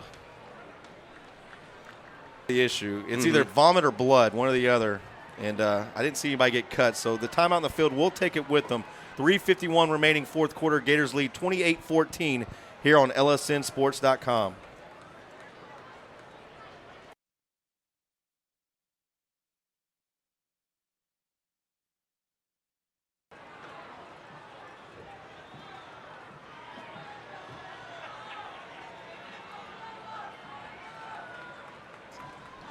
All right, we're going to stay right here. Looks like they got whatever was on the field. They got it cleaned up. So I guess that first down play did not count. The incomplete pass did not count. So it's now first down and 10 at the 45-yard line. 3:51 remaining. Pearland with the football.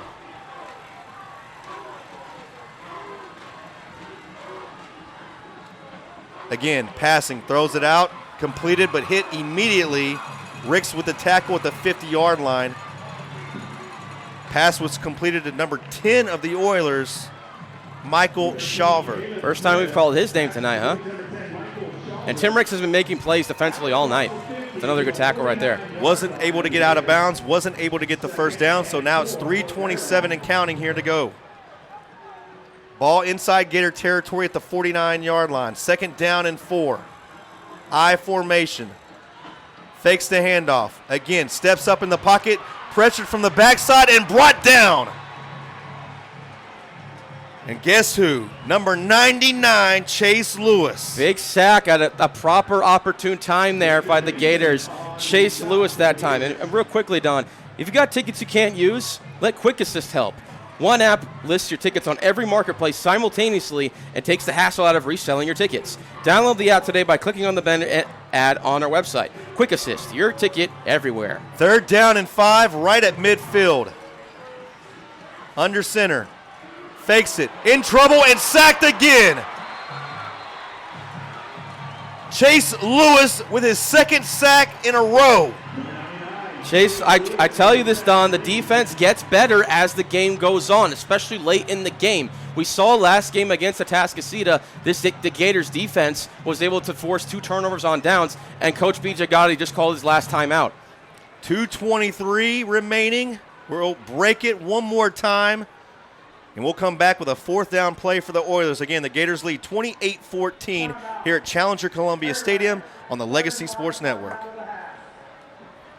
To be a mentor, you don't have to have some special talent. That's why we're having some real-life mentors sing for us. Hit it, guys. Row, row, row your boat gently down the stream. Merrily, merrily, merrily, life is but a dream. Thanks, that was awful. So remember, to mentor a child, you don't have to be perfect. Row, row, row your... Please stop. You just have to call Save the Children toll-free at 1-877-BA-MENTOR. A message brought to you by Save the Children and the Ad Council. Dickinson Gators playoff football on lsnsports.com is intended solely for the entertainment of our audience and is a production of the Legacy Sports Network. Any rebroadcast or retransmission of this game without the express written consent of the Legacy Sports Network is strictly prohibited. Announcers are paid by LSN Sports. Don Jones, Kevin Z repping it tonight for the Legacy Sports Network. Dickinson Gator playoff football right here, live and free on lsnsports.com. They've forced a fourth down and 15. In trouble again. Throws it down between the hashes. It's a hook and ladder play all the way inside the 30 to the 29-yard line. We saw it last night against the Texans. Yeah. This one very similar, more of a stop and pitch as opposed to a come across the field and pitch. But nonetheless, it's gotten the Oilers inside the 30-yard line with a first down. Yeah, that was a good executed play. 2-10. And then they spike it. Westmoreland's going to spike it with 2:06 remaining. And the 2-minute warning was just 6 seconds away. Yeah. So I guess. Because I think it's because they wanted to have like a makeshift timeout there. You're trading it down for 6 yards, or for 6 seconds, I guess. Yeah. You're trading it down for 6 plays, or for 6 seconds. My apologies. You're going to have a timeout anyway at 2:06. Now you get to run a play. I mean, if you get a first down here, it looks great. If you are forced into a fourth down, you got to question that call. And I think the discussion now that the officials are having at the 30-yard line is whether or not the offense was set before they spiked it. Yeah, absolutely. Coach Nelson, he's beyond the numbers, almost to the hashes, stating his case that the Pearland Oilers were never set. Yeah, he definitely doesn't think so. And he's not going to win this argument. But still, it's second. Oh, he did win the argument. Coach Nelson with his highlight tonight. Coach Nelson with the charisma to get a call go his way. It's hard to get those calls changed. But that was an outstanding job there by Coach Nelson. And so now you spike the football, but because of the penalty, the clock continues to tick. And now we are at the 2-minute timeout. We're going to take it with them. Gators lead 28-14 here at Challenger Columbia Stadium on LSNSports.com. Hello, I'm Dr. Steve Hotze. Are you sick and tired of being sick and tired? Are you fed up with your doctor giving you drugs simply to mask your symptoms rather than treating the cause? As you age, I believe you should be brimming with energy, vitality, and enthusiasm for life. The Hotze Health and Wellness Center treats individuals from all over the country and world in an environment of extraordinary hospitality. We specialize in the treatment of allergies, yeast, replenishing natural hormones, vitamin and mineral supplementation, and a healthy eating lifestyle, all of which boost your immune system, increase your energy level, and your health span. If you'd like to obtain and maintain health and wellness naturally without pharmaceutical drugs, then contact one of our wellness consultants today at 281-698-8698 or visit HotzeHWC.com and request a free copy of my best-selling book, Hormones, Health, and Happiness. Welcome back to the Legacy Sports Network. Gator playoff football. Don Jones, Kevin Z, live and free from Challenger Columbia Stadium. The Gators lead 28-14. We've paid our bills, Kevin. Can we stick with it for the rest of the game? Of course we can. Thank you very much. So here we go. It's going to be first down and 15. The play didn't count because of the penalty. But now here's Westmoreland looking deep for the end zone. Double coverage, in some way caught. Touchdown, Oilers. Number 88 with the reception. That's Karen Johnson. Well, it seems like in this fourth quarter, you would think that Cameron Johnson will start to get hot at one point. He got the last touchdown that was a questionable call at best, and now he gets one here, and this is an extra. Pearland Oilers all of a sudden are an extra point away from making this a one-score game.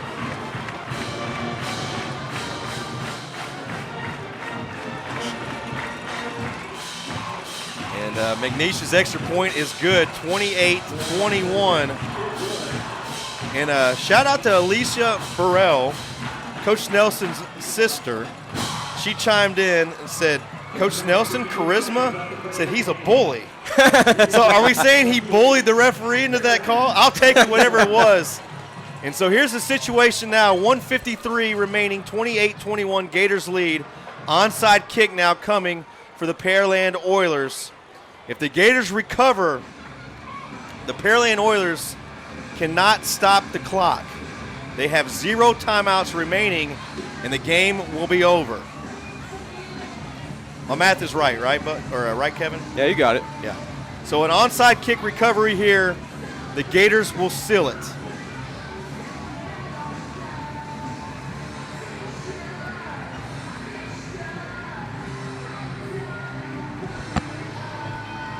Yeah, no timeouts. Definitely very risky, but if you get it and if you tie it, then that's another thing. Odin McNeish has it teed up at the 40-yard line. He's looking for that right sideline. Ball takes a good bounce. It's up for grabs. Still on the ground. There's a scrum for it. It could go either way here. Pearland thinks they have it. There's a fight for it. No signal yet. Referees unpiling bodies, and they signal Pearland's football. Wow, there it goes, Don. It's a high-risk, high-reward situation.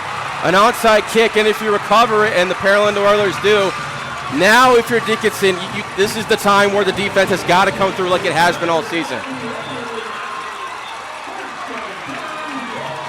Again, no timeouts remaining, but the Pearland Oilers have the football. They trail by 7. 1:51 remaining.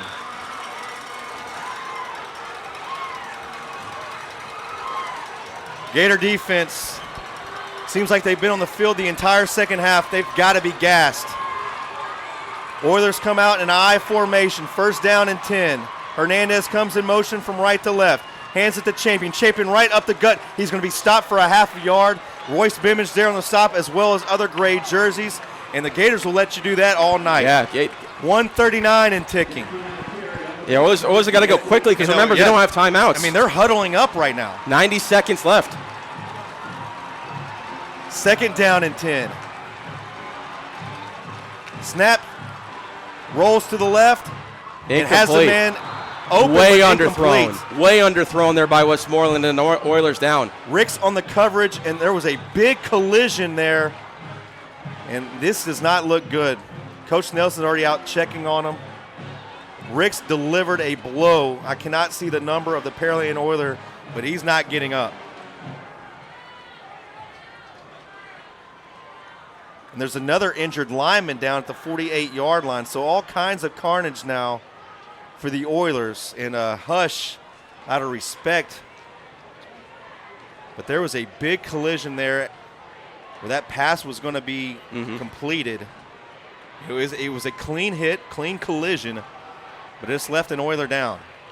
Yeah, now the other alignment was next to Westmoreland as he was shaking up a little bit, but he was able to get back up.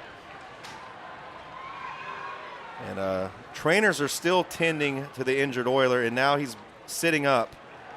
And that's their star receiver. That's Hernandez, who's now he's seated on his bottom now, and he's getting now to his feet. So that's a good sign. He's going to get a good hand here from the crowd because Hernandez has been playing a great game the whole night.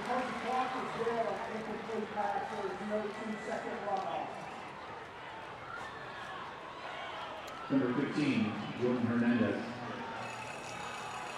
And shout out to Jacob Chavin. He's confirmed that is vomit that we saw on the turf.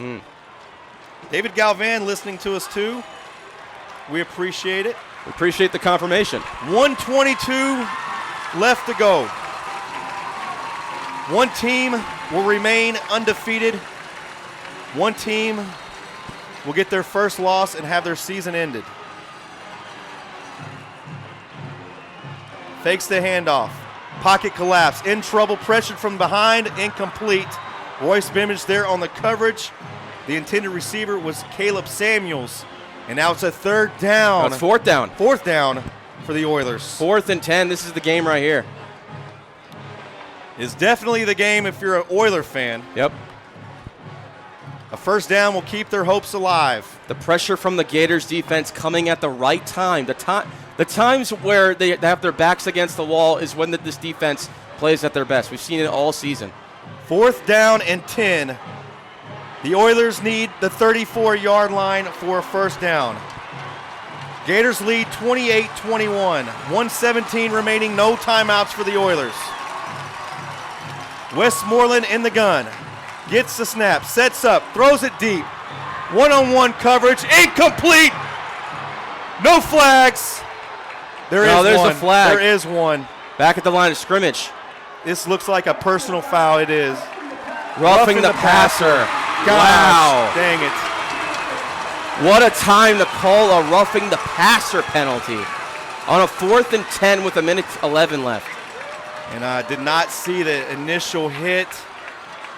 I was looking downfield. It was well covered.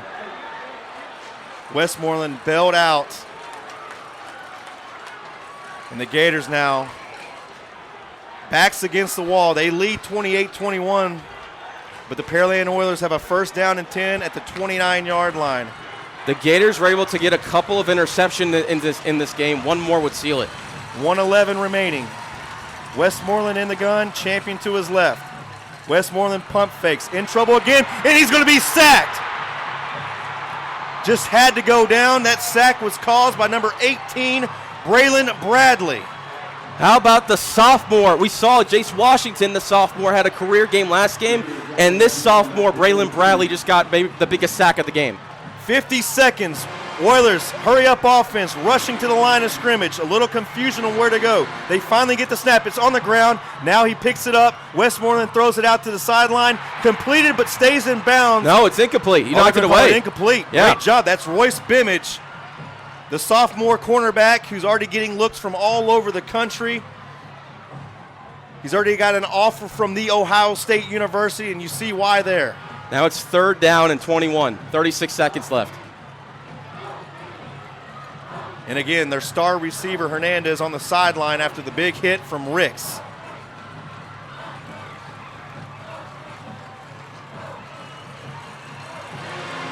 Westmoreland in the gun.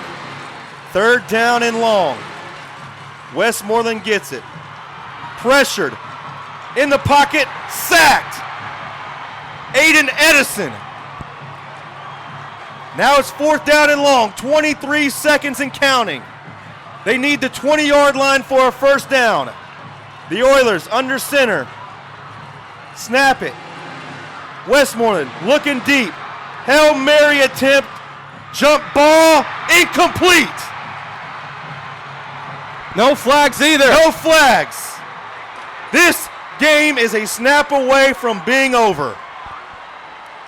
And you can see Westmoreland after that play. He looks like he's shaken up again after that throw. A couple of the referees are tending to him, and it has to be held off the field, but he threw it up for grabs. And again, I'm telling you, Don, this defense gets better as the game continues to go on. Right. And you see why. 9 seconds left to go. All we have to do, though, snap the football one more time, take a knee. Rumor is, Kevin, we're heading to the new LaPorte ISD Stadium next Saturday. Now, that's not official. It's not official, but I have some pretty good sources saying it will be played next Saturday at LaPorte ISD Stadium. I've heard nothing but phenomenal things. I mean, it got national attention when the stadium was being built. So looking forward to that, and exciting. more importantly, looking forward to the Gators playing either Houston Lamar or Strake Jesuit. Ball snap. Aguirre takes a knee. 3, 2, 1. Your final score tonight from Challenger Columbia Stadium. The Dickinson Gators defeat the Pearland Oilers 28-21. They will move on to the 3rd round of the Texas UIL State Playoff 6A Division I. We're going to wrap things up after we take a short commercial break. Kevin Z will have the rundown. We'll have a player of the game. Again, one more time, our final score tonight, Dickinson Gators 28, the Pearland Oilers 21. We'll be right back after this. You have been listening to Dickinson Gator football on the Legacy Sports Network. Ready to ring in the new year with a bang? Top Dog Fireworks is your place with a massive selection of amazing, high-flying, colorful, professional-looking fireworks. Top Dog Fireworks offers great buy one, get one free deals on select fireworks from multiple categories. Can't decide on exactly what you want? Their staff can help you set up the most unforgettable fireworks show. Visit TopDogFireworks.com to find directions to a location near you. And the best selection in Houston, Top Dog Fireworks. Say it with a boom. We've got the power to make things right. Mr. Electric, show you the light. Looking for electrical help you can count on? Switch to Mr. Electric. We have some of the best trained electricians in the business, and they're ready to help you with any project, big or small. Best of all, with Mr. Electric, our work is 100% guaranteed. That's why so many people trust Mr. Electric. We've got the power to make things better. Mr. Electric. Legacy Sports Network, now celebrating 18 years of broadcasting excellence. We are your home for local high school sports coverage. Expect excellent audio and video production. Whether you're listening at home or at the game, find us at lsnsports.com. Legacy Sports Network, building a legacy one game at a time. Welcome back live from Challenger Columbia Stadium for the Quick Assist post-game show. Quick Assist, resell your unused tickets with Quick Assist. And let's break down that second half, shall we? Pearland Oilers from their own 30-yard line, their opening drive. An interception after 7 plays by Ricky Casimir. to get to the ball to the Gators' hands. From their own 35-yard line, all it took was 3 plays and a 24-yard jet sweep rushing touchdown by Caleb Peterson to put the Dickinson Gators out 21-zip. But the Pearland Oilers punt there, and Dickinson Gators punt on their next drive, but not so fast, as here come the Pearland Oilers from their own 30-yard line, 7 plays and a 21-yard touchdown by Jordan Hernandez to make it 21-7. Dickinson Gators had 3 and out and have to punt. The Pearland Oilers, it seemed like it was going to be a 3 and out, they were going to go for a regular punt, but then they could do a fake punt, convert that, and make it an 8-play drive, capped off by a 5-yard touchdown by Karen Johnson. That was a questionable call at best as to whether or not the ball was knocked out of his own hands to make it 21-14. Dickinson Gators would fortunately respond, though, on the ensuing drive from their own 47-yard line, a 3-play drive with a big 42-yard rushing touchdown by Malachi Gamble, making his return, his first game off of injury, to make it 28-14. Oilers would immediately respond, though, from their own 19 with a big 7-play drive and a 32-yard touchdown by Karen Johnson to make it 28-21. The Oilers would have one last chance. The last thing they can do is to recover an onside kick, and that's exactly what they did. They recovered an onside kick, but unfortunately for them, they start off from the Gators' 34-yard line, 8 plays. They turn the ball over on downs on their final drive, and the Dickinson Gators defense comes up big, and the Gators hold on and survive and win by a final score of 28-21, Don. GATA. Shout out to all of our listeners. Shout out to all of our sponsors.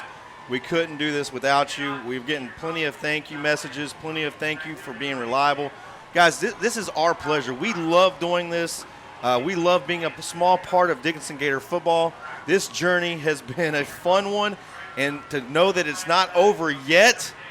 And, one of Coach Nelson's, and this has been a while, one of Coach Nelson's goals coming into the beginning of the season, of course, it's always a win state. That's always the ultimate goal. But, he marches them down one at a time, win district. And then one of those goals, practicing on Thanksgiving Day. So they've accomplished that, and they will be practicing on Thanksgiving Day. Again, nothing official. We've been told that the game will be played next Saturday at LaPorte ISD Stadium. It will be against the winner of Houston-Lamar and Strake Jesuit. Again, 2 tough teams, but, they're all tough this time of year. I don't want to jinx anything or say anything, but, on paper, that third-round matchup is probably not – on paper is not as tough as these first 2-round games, especially tonight with an undefeated Pearland Oiler team. Not to say that Strake Jesuit and Houston-Lamar doesn't have a ton of talent, but it's a chance to go deep into this playoffs, deeper than the Dickinson Gators have gone since that state championship title run in 1977. So let's wrap it up one more time. The Legacy Sports Player of the Game, who are we going to go with tonight, Kevin? It could have been a lot of players, but I think you got to give it to this entire defensive line, especially towards the later stages in this game. They just really stepped up, and that turnover on downs, especially on that last drive, I think kind of sealed it for them. All right, so let's go ahead and sign off. And if you're listening back at home, honey, it's going to probably be about an hour before I even get out of this parking lot. It's packed, but it's going to be fun. It's going to be a fun ride home. Our final score one more time from Challenger Columbia Stadium. The Dickinson Gators move on to the third round as they defeat the Pearland Oilers 28-21. We'll see you next week somewhere, someplace. So for Kevin Z, I'm Don Jones again. Thank you for joining us. We look forward to seeing you next week. GATA.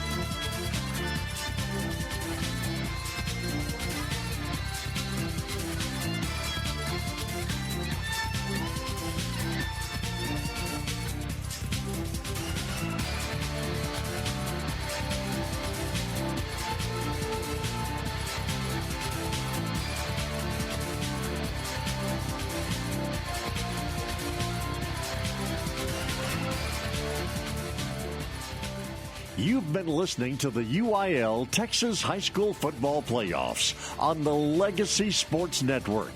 Copyright 2025.